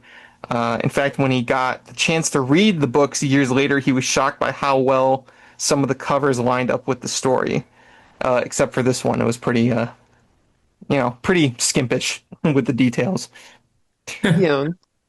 Next up, we got Blob That Ate Everyone. This one doesn't look like the sketches reflected the final piece. They all went for different perspectives. I do like how gooey the third one looks. Like something about that one. Mm-hmm. It looks really nice. And we got the final one. Monsters. Yeah, the final one just has my heart. This is See it, one of yeah. this is one of the only Goosebumps covers to take place. It's not one of the first to take place during the day, but it's one of the first to take place in a purely ordinary setting during the day, like a neighborhood. Yeah. You don't see many ones that take place during the day in this kind of location. And I love the use of all the different like vehicles, the bikes and the cars underneath the giant tongue with the. I mean, the it's called dual the blob puddles. that ate everyone, so that should have been a pile of bodies there. Probably would have been a little too, a little too extreme. Maybe a bit. He could have snuck. He could have snuck like a little arm hanging out, or like in there Or somewhere. Converse. And maybe the person who goes over these didn't see it, and it just made it to print. Mm-hmm. He And could he have Could have snuck done that, honestly. a hand, like a hand. I'd be eaten. Jacobus has said this is one of his all-time favorite covers, and when he was asked why, he said he doesn't really know. He just liked that somebody actually paid him to paint a giant tongue. Fair enough. Oh God. Can't blame him. Next up, we got Curse of Camp Cold Lake, and this one is one of the creepiest Goosebumps covers of all time. Ooh, And I look at these. think all three of these are good. I actually kind of like the one with the hand coming out. Yeah, Me too. I like it too. That's nice. They are creepy. It's like it's All reaching three. out to pull you under, or something like that. I don't know. Yeah, yeah. And it says it's actually another one of Jacobus's favorites. It says the frightening figure of a skeleton rising out of a lake certainly sets the mood for this camp themed story, which I said was one of my scarier books. Jacobus was pleased with how he created the reflection of the skull in the water. You can see in the final version. Oh, I love this one. Really Yellow nice. Wedding's very pretty. It is. I love it almost looks like sunlight or like sunrise. Hmm. At least that's Yeah. how I interpret it. Hmm. Sunrise I or see that too. sunset, one of them. It's Mhm. creepy. Yeah, one Yeah, one of the two. They're basically the same. pretty much. Next we got My Best Friend's Invisible. And we got Kitty on this. Oh my God, look what's in the Oh. first sketch. On the ground. Oh There be my the god. My sneakers. God. The shoes are on the tile floor. That's insane. They're Some they're in like interception every there. cover, whether it was like a sketched version or like the final version. They're there. Yeah. They're Well, in this one oh, we don't have tile floor, but we have tile countertop. That's yeah, what I he mean. still Like, snuck it in. he had to feature it somewhere. Does that just say Oh my pop? god. Like soda pop on So that? pop. Pop. Even the cat has the long jaw. My goodness. Oh my gosh. And it says it's I probably think one it of just looks like the cat's gonna eat the like he's just like, I'm hungry. Yeah. Pizza. It's like spot me some of that, bro. It says it's one of the most God. comical of all the Goosebumps covers. It features the bright colors, the crazy mouth animals, the tiles, and the fun perspective. It's almost the complete opposite of the previous cover's dark and morbid mood. The pizza and soda almost look hyper realistic against the curved countertops and the saturated colors of the kitchen. It's always one of the ones I found the funniest. I just like the cat. I like Yeah. the cat too. It's pretty cute. Yeah. Now we got Deep Trouble 2. Big Fish. Mm. I actually think this is one where I think Again. the two sketches probably would have been better. Because Why didn't they just call this book Deep Trouble 3? instead of say my name, say my name. Yeah. It could have been literally Deep Trouble 3. Yeah. I guess they want to be creative. Maybe, Yeah. I guess. Next up, we got The Haunted School. And I I love think this. all three of these look good. I like Oh. the face peering out of the blackboard there. Me It's another good too. ghost story. Checkered roof. Yep. Oh my god, you're right. Well, and look here. Unlike the final, there's like a big monster in the locker here. There Oh, is you're a face. right. I didn't notice that. That's weird. But in the final version, you have a bunch of eyes. Oh, and Curly's on the inside of the thing. One of the few. Yeah, Cute. And there is a Converse sneaker there's a conversation. in black and white. Is it red? No, black it's and white, actually the fun thing about this is that keeping with the story, all these items you'll notice are black and white. Oh, you're right. Oh, So it probably was red. Mhm. It Maybe it was red probably before, but it's not anymore. Is this the only book to feature Curly like on it that's not like That's not a Tails? Tails? I think Pretty so. sure it is. Yeah. But it's nice Like, too because you have the black and white items, and then it goes against the color of the lockers and the light source that's coming in. someone got an A Right. on their report. Good for them. Good for them. An A And a B plus. That's not as And a good. B plus. that's a little worse. Now we got werewolf skin, and Oh, wow. These are cool. they're okay. I like the final one more. Yeah. I think I kind of remember this one. Was- Yeah. Yeah, this is Yeah. one of the later ones, but It this says is always wolves on the back. I never picked wolves. up on that. Why did I never pick up on that? Wolves. But I like it. I like the look of the wolf skin on the front here. It looks a little more like what a werewolf too. would look like in Tim's style compared to Werewolf of Fever Swamp. Yeah, see, this I think I like agree with more you. because it looks more like a werewolf, like a more Yeah. yeah. I As think I opposed to feel a like- wolf. Yeah. Yeah, this is cool. He Now got we it. got I live in your right. basement with the inside out creature.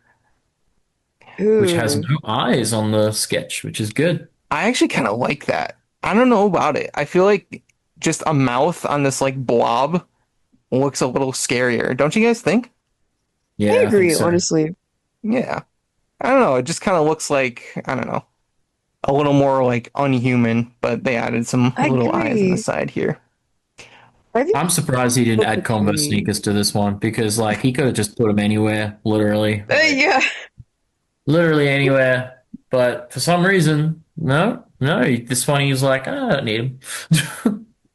Or tile flooring. Yeah. No tile floors. Nope. No. It's not right. Put It's it not back. a Tim art. It's not got none of the tropes in there. No. The veins all over this thing are disturbing to me. Ugh, that's icky. Yeah. It's gross. All right, here we go. Monster Blood 4. Oh gosh. Oh, we got the What? blue slugs. Ooh, look at these faces. Checkered floor though. We got that. Yes, we got the checkered floor. It's Yeah, bad. I do like the colors for this. Yeah, it looks nice. Honestly, the the blue slugs do go well against the pink bathroom. Yeah, I like it. I like this one that's coming out of the drain. That's Sorry, oh, it's too a little much. balloon. That one's cute. Turn off the water. Um, It says there are 11 monster blood slugs on the cover, each with bulging brown lips and bloodshot yellow eyes with orange irises. In this case, Jacobus did not use the monochrome and single dot technique to make the monster's eyes look flat and dead. Instead, they look a bit too human, which is even more unsettling on the creature's bodies. All right, we'll now skim we're going through- on We'll to... skim through the 2000s anyway. Yep, We'll we're skip. going on to Yeah. the Series 2000s, and we're going to go quickly through these, but these ones are pretty interesting because this is when they started getting really extreme. Really quickly down here, we got Jacobus's Give Yourself Goosebumps. That was the only one of which that he did. Oh, Alligator. But here we got Cry of the Cat, the first Series 2000 book. Hmm. I like I go the... with the Yeah, I final. don't really like the one where he's jumping. I like just the close-up face. me too. And Yeah, there's the full I think so. version. That's good. Oh, and the drool. Yeah, the Oh my drool God. coming out. I love that. And there's drool like You're allowed dripping. to add things like that now. Mhm. Oh yeah, you're right. And it says pretty much focusing on Rip the Cat with just a plain blue background in the back here. And then there's a lot of like Yeah. orange. You can see like kind of like orange rippling effects all over the fur. The shading's a Yeah, lot more that's softer cool. here. Mm-hmm. Looks very nice. Hmm Then we got Bride of the Living Dummy. Why are these sketches not great? Yeah, I don't. Yeah, they're I not go good. with the Nice. final for this one, big time. Because that's like an iconic one, too. Mm-hmm. Checkered Heart Oh, Floor. God. Oh my God! Record Hearts. See? We're changing it up. The skull I wedding didn't cake. realize. All the presents. There's a lot of cool stuff going on here. And the interesting This thing is is really that this cute. one was like very zoomed in the final book. So a lot of this stuff Oh. wasn't Oh. seen. It's missed out. Yeah. Yeah. Oh, that's a shame. Whoa. There's so Creature- There's a many for lot Creature going on. Teacher. Creature Teacher has a lot of sketches. What is she eating? That is a rat, it appears. Oh my God. That's so like, that's messed up. Why didn't they go with that? That's cool. That So honestly freaking is cool, cool. man. They should So many different versions, different angles, I would different have been types. so pissed because the checkered floors on there. They didn't get to keep it in. Well, we got this. I love this one. It's super It's so terrifying. good, but eating the That's rat was like icky. fucking. Was the rat alive? Was it like I don't know. Can't ask the rat. you know, like when Beetlejuice eats Not the anymore. cockroach and he's like, "Help me, help me." Oh my God, you're I remember that. Just imagine the little mouse going. Ugh. That sounds almost like the witches. That Roald Dahl movie. Oh wow, there's a lot for the series 2000. Wow. Okay. Yeah. yeah. Well, this one's different because this was for a two-parter book. So there were two Oh. covers that came together to create a full image. Ooh. So there's many different versions. I mean, they're cool, but I think And this was the color mock-up. You can actually see the kids look dead on the original cover, God, you're right. which is Yeah, they have to change it, right? very bold. And then That dog's like trying to. so this is the first half, and then this is the second half. In the Oh, actual wow. in the actual book, you can see them on the same page. The formatting here on our share screen is messing it up a little bit. All right. Oh, let's see. Then we got Neat. I Am Your Evil Twin. A few different versions to show like an evil version of yourself. Hmm. Oh, But they went with the shattered mirror look of the final version. Oh, I'm glad they went ooh, with the that's shadow scary. Yeah, Me- the super like big mouth. The jaw. Oh, wow. That's unsettling. Yeah. oh, that poor kid. Now we got Revenge or Us, and this one's boring. I'm sorry. No, you're so right. Yeah, It's just a raven. Final version, cool. Yep. It's Moving just a on. raven. It's Yeah. I mean, look, I don't hate it It's a though. It's raven. kind of cool, yeah. but I mean, they've got a newspaper. Fright Camp. So this one, he was asked to illustrate the concept of a 12-year-old male camper strapped to an electric chair, but the editors decided it was too shocking for young readers. It looks like Buddy in the second get it. picture. I get A little the bit. joke. Looks a bit Buddy for some reason in that second picture. A little bit, mostly because of the face.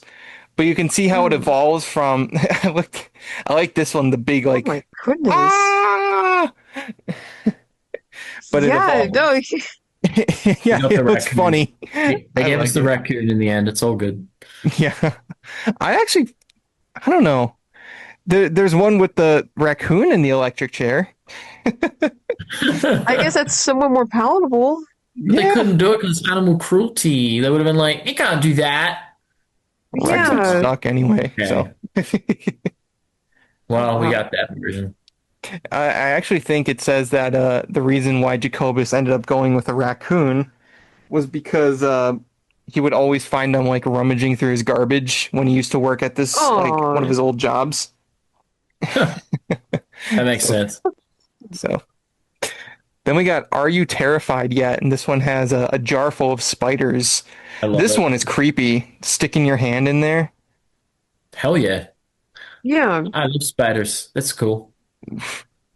Yeah, well, you live in Australia where the spiders get as big as your hand. I have to like spiders living here. You have to just, You have just to live have with them. to Oh, join. Yeah. oh, that looks sick. I know, doesn't it? I love it. It's like drooling This is them. what the bee cover wishes it could be. Exactly. This is awesome. Yeah. It does the realistic bug better than the Why I'm Afraid of Bees. Bee. Way better. In the background too. Yeah, it looks nice. Cool. You have like the dark that goes into like the brighter colors. Yeah. I do that a lot in my art where it goes from like shadow to bright and vibrant. Yeah, I've noticed. I love it. Me too. Oh, here we go. We got Headless Halloween. This one's kind of boring. I'm not a fan of it, but these two, Yeah. ooh, they're creepy. Sketch number Where's- 3 has better compositioning It does, with the and that's the pumpkin. one that they would go That with for the final, final right? version. Says there's nothing living in Yeah. this image. The illustration is quietly creepy. It's almost bone chilling. Oh my God. Yeah, no. I That's love it. Beautiful. that version. Just can't beat that. I think I've said that this is my all-time favorite Goosebumps cover art. I think you did. I'm pretty sure it was either this or the next one, Attack of the Graveyard Ghouls. Oh, this is the most goriest Goosebump cover. Yeah, many different angles. Look at this one, the brain hanging out and all that. Yeah, Oof, It's a beautiful one. we got that's this so one. good. Look at Oh my that gosh. flesh and They the went all eyeball out. popping out. They really did. This is one I can't believe they got away with. Like just the ripped away skin, the bruising, again, the Yeah, I'm surprised. brain and the hanging eyeball. It's very, very frightening. Wow. Oh, it's such a brutal cover. I love it. And then we got brain juice. Haha, funny enough. Oh, I Got feel many like different juice. kinds of I brains. want like a grape juice. Yeah, if you look at the final one. Oh, wow. Grape flavor. Jeez. The Scholastic website depicted this cover with a different tagline. This is your brain. This is your brain on juice. No way. No, I that's crazy. wish I would have done Oh that. my That's so God. funny. That would have been so funny. Yeah. It also says that Goosebumps, at the time, it was one of the most challenged book series at that time because parents were trying to have it removed from libraries, and that may have been the reason why Scholastic may have deemed it too risky to reference drugs on the cover. Oh, man. Well, they would have just looked at these covers and been like, "The devil, the devil!" The devil. You're so right. Well, they really did do My that. kid's reading this crap. I mean, look at how anatomically correct this brain is. Like even down to the stem. I know, yeah. it's good. It's really good. Now we have Ooh. Return to Horrorland. Yeah, I actually like this cover. I think it's cool. I like the ice cream, the green ice cream. Mm-hmm. Oh, yeah. Well, I like in the final one, he's hunched over on the cart, and it says "Ice Scream." Yeah, see? And look, Oh, his. that's I love how cute. his little signature is written in the green. Oh yeah, right down there. Oh, you're right.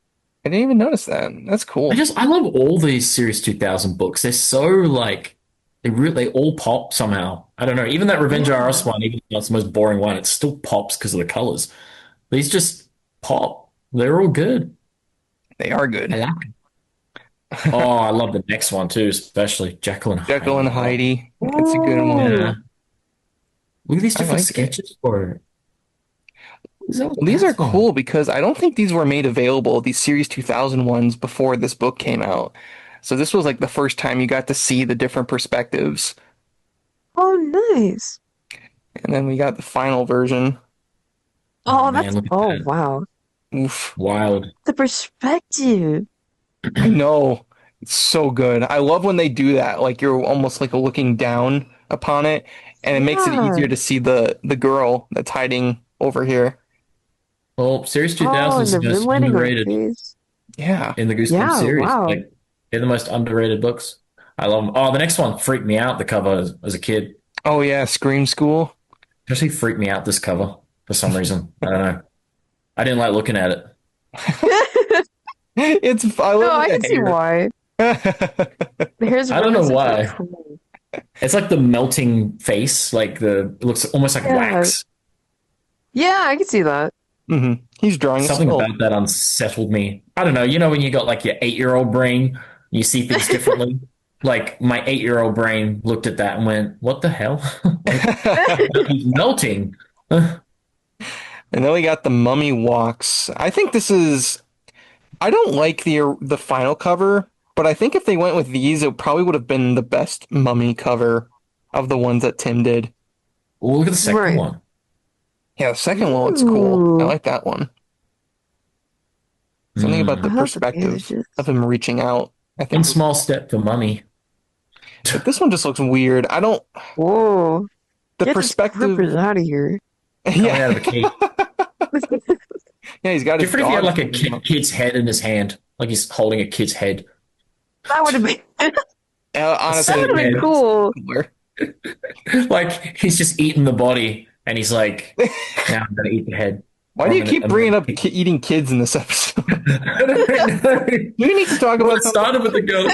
Yeah, Do we need to have a conversation? This is officially an intervention. started with the girl who cried monster. So now I'm like just keeping on that train. I don't know. Oh man.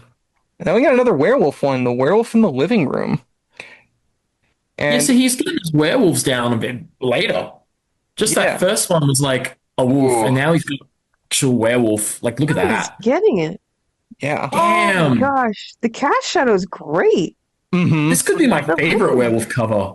Ooh. Like the glow of the TV. Oh, and yeah, like you said, the cast shadow from the glow of the TV. Yeah.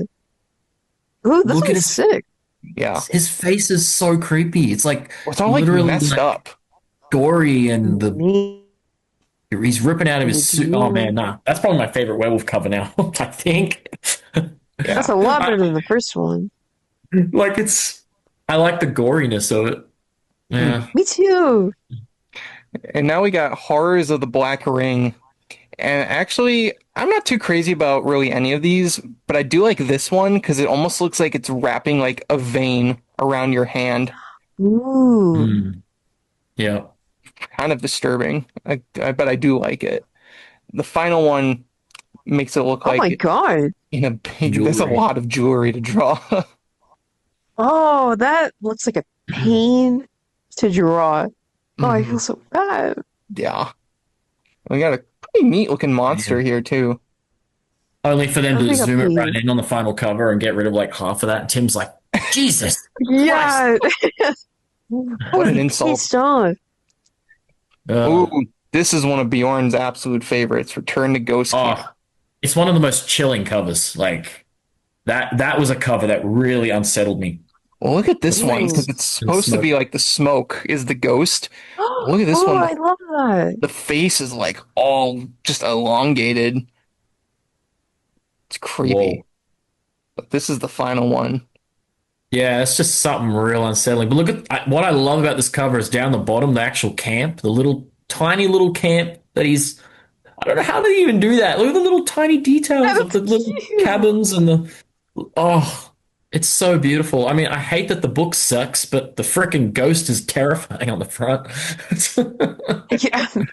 It's just so bad because when you've got like the best ghost story of Goosebumps, Ghost Camp, and then you get the sequel and it's just terrible. You're like, oh, I thought it was okay. that's sad. Now we have a pretty standard one. It's called Be Afraid, Be Very Afraid. And it's basically just a dragon. It's a cool just a looking dragon. But I mean, it's pretty cool.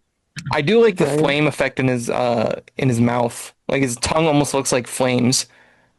Yeah, and his eyes There's not been too. a single pair of Converse sneakers on these shoes. These Series 2000 books. You think know, the dragon I'm- should have been wearing Converse sneakers? Would I think he should have been. It would have made it a lot better. have made him cooler. Exactly. Ooh, this one's good. Haunted This is Car iconic. This is a very iconic one now, especially since of the movie, yeah. Goosebumps: The Vanishing. Oh Thing. yeah. Oh boy. Oh yeah, here you go. It even says Remember, this Slappy was the Says. card. This was the card that played System of a Down. It even says Yeah. Slappy says I use the haunted car as my preferred mode of transportation in the Goosebump movie. I like It was that. kind of perfect, right? That they did that in the movie. Like his transportation was the haunted car. It made sense. It was so. See, it made you think. Like they. Do you think they read the book or they just looked at the cover and the back and went, "Slappy should drive this"? Like, Well, it would have been weird if he was just going around running little dummy feet. Yeah. They were like, how do Oh we, God. what's his transportation going to be? So they were like, he needs a car. Oh, I know. But all the different ways that they like made this car look, really creepy, like give it a face. Yeah. I I love the think I still final. like that version. Just the, Oh my God. I love it because it's like subtle, the like headlights and the grill almost looking like teeth. yeah. No, I love that. Yeah. Looks good. Oh my God. I'm just looking at the next page and I'm Oh yeah, we got freaking, full moon fever. that looks terrifying. The last one, the mock-up color? What? Oh That's so yeah. scary. Oh my God. Whoa. Why did they not go with that? These are That's all pretty good. insane. I like these. And the final one, we got this sort It's of like good, but that mock-up one just looks so more like monstrous. Like it looks so scary. Does. yeah. It's a good one though. It's probably the Still most good. prominent moon from a book called Full Moon Fever. Now we got Slappy's Nightmare. Oh Show boy. that to Nick. Oh my God. Nick, he literally modeled for it. Nick does not like this one. The Oh cover. no. I like it. I think it's funny. It's one of the most iconic Goosebump books because it's one of the rarest. Like there's a, and it's one of the, I think it's the only Slappy book where he actually has to be good. So it was different. Oh. He He's has to do forced like to be good, Oh. otherwise he'll be essentially put to sleep forever. He's gonna die, basically. He's got I to do good see. deeds because he's so evil. And I'm like, the concept, that's why it's one of my favorites because it's like, they took the concept of Slappy, but they actually did something different. Mhm. I always like how Yeah. they draw Slappy's like head because it gives the idea that it's very polished wood because of how shiny it is. Yeah. Yeah. Man. The sketches were like interesting for that one, but like, I can't believe Tim modeled for that one. I can I believe know. it. Oh, that's crazy. Now we got Earth Geeks Must Go, the penultimate series 2000. This one's I do like this one with like the bug-looking ship. That one looks kind of cool. But this one's pretty I standard think overall. so. Even the final one. It's the Yeah. last, like, it was the last 90s Goosebump book, December 99. Oh yeah, that's true. I do like the stars though. There's a lot of like space-esque to this one. It's I like different. when they do It's stars. It's different. cute. Yeah, I like it. But You yeah, can it even is see like definitely the the Earth and last the of the. reflection of the window, the windshield. Oh, I haven't noticed that. That's nice. That is cool. All right, we got our last one of the day, Ghost in the Mirror, the final series 2000 book. And Ooh. this one, I feel they went with the right decision with the final one, because what is this supposed to be? It looks like an Yeah, I alien don't know. hand on some of them. But that last one, actually, this was one of the books that freaked me out too, because it's very ominous. Just the hand coming out of Yeah. the mirror, the dark and the greens. I thought it was really creepy. hmm And it looks very nice. Yeah, I love it. That Oh, was the one that I stole from the library. Don't do that, kids. Do not follow in this guy's footsteps when you were 6. Well, like, it was the only book I couldn't find. I borrowed it, and I simply I didn't forgot about return this it. story. And when the little bill showed up in the mail, we just paid the $10. So yeah, I it's was fine. like, I paid for the book. I paid for it. After you stole it. After I just didn't return it, I could just say You're I just forgot. borrowing it. I was borrowing it and I forgot to return it because I just loved it so much I kept reading it. Yeah, This was the you're just one. learning. Yeah. Yeah. Okay. Actually, there's a few more we're gonna go through. These are the unreleased ones. There's Wait. 3. Converse sneakers. There's Converse sneakers on the floor. Where? Right there. Oh god, there they are. Oh no, right there. Just the drawers. There's one shoe. But they're low top ones. There's one Series Yippee. 2000 book with a They Converse got sneaker. one. Yeah, Oh my one. God. I had Well, to they- point it out before we missed it Finally. because it's there. Oh, and then this kid's got him too on the Another shrinking one. fifth grader. Yeah. So this one was unpublished. This one did not come out. And actually, this one didn't get used for a book, but these actually got used for a standalone R.L. Stine book called The Adventures of Shrinkman. Oh, It And did. then that's the final cover. And then we got whoa. the two Goosebumps golds with the Haunted Mask Lives. Like this one almost looks like she's pulling her own face right off. Yeah, that's good. Yeah, these are both really good. Two. And There's then we got technically Oh, wow. Happy Holidays from Dead House. Ooh. Why did we never get a sequel to Welcome to Dead House? I think this one is awesome. I love the Christmas aesthetic of this one. Me too. I love the candles. Yeah. Mm-hmm. Oh, man, how The cool was that flames live on on the door. stage? Ah, that is sick. So that is all of the Goosebumps concept cover arts, at least for Tim Jacobus. Considering how many we covered in one day, we weren't able to get to some of the more modern ones, but maybe we'll revisit that in the future. But Beanie, I'm curious. I mean, we went through so many different covers. Were there any ones that stood out as your personal favorites? Oh my gosh. Okay, let me let me think, because we went through a lot. Yeah. Oh, man, that just, yeah. I honestly, I really like the one. I forgot the name of it, but wait, no, it was the one where the kid was headless. That Headless one Ghost? just really stuck out to me. Yeah. Headless Ghost. Mm-hmm. I don't know why. I just really liked it. I loved the coloring. I loved how. I think it's because it was more realistic, and that's what sticks out to me more, especially compared to the other Goosebumps covers. Yeah, a lot of them are a lot more fantastical, so that one had a lot more realistic Yeah. setting, and it added to sort of Yeah. like the creepy nature of the ghost coming down the stairs.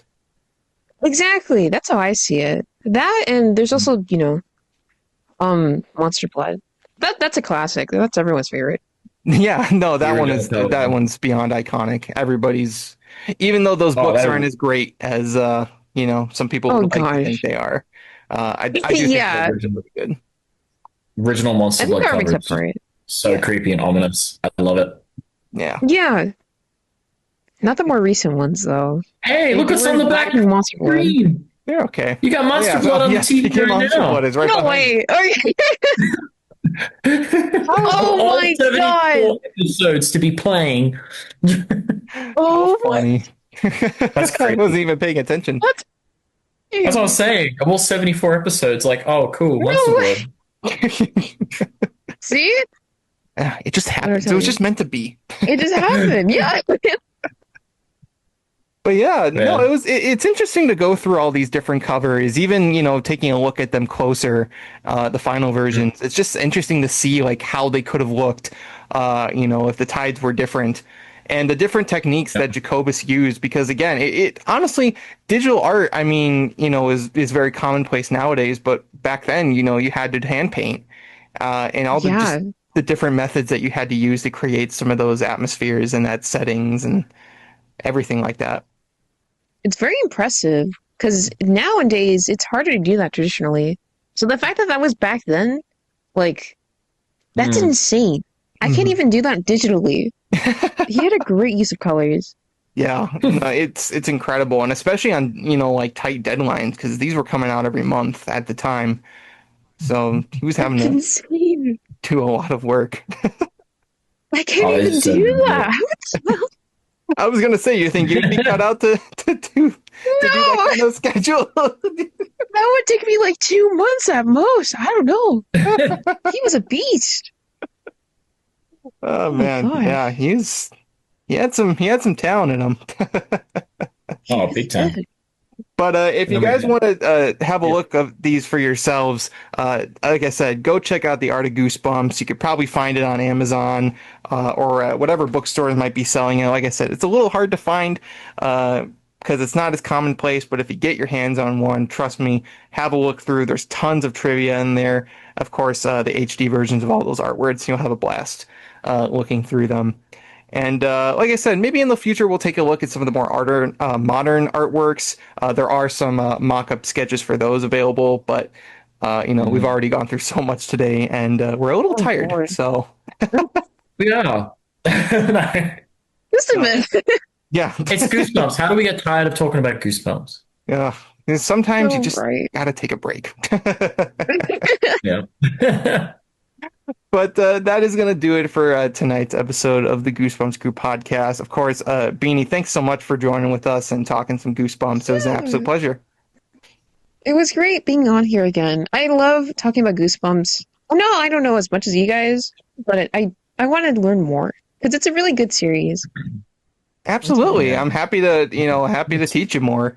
And actually, if you guys want to follow Beanie on her social media, I'll leave links to her Instagram, Threads, and Twitter and TikTok, all in the description below.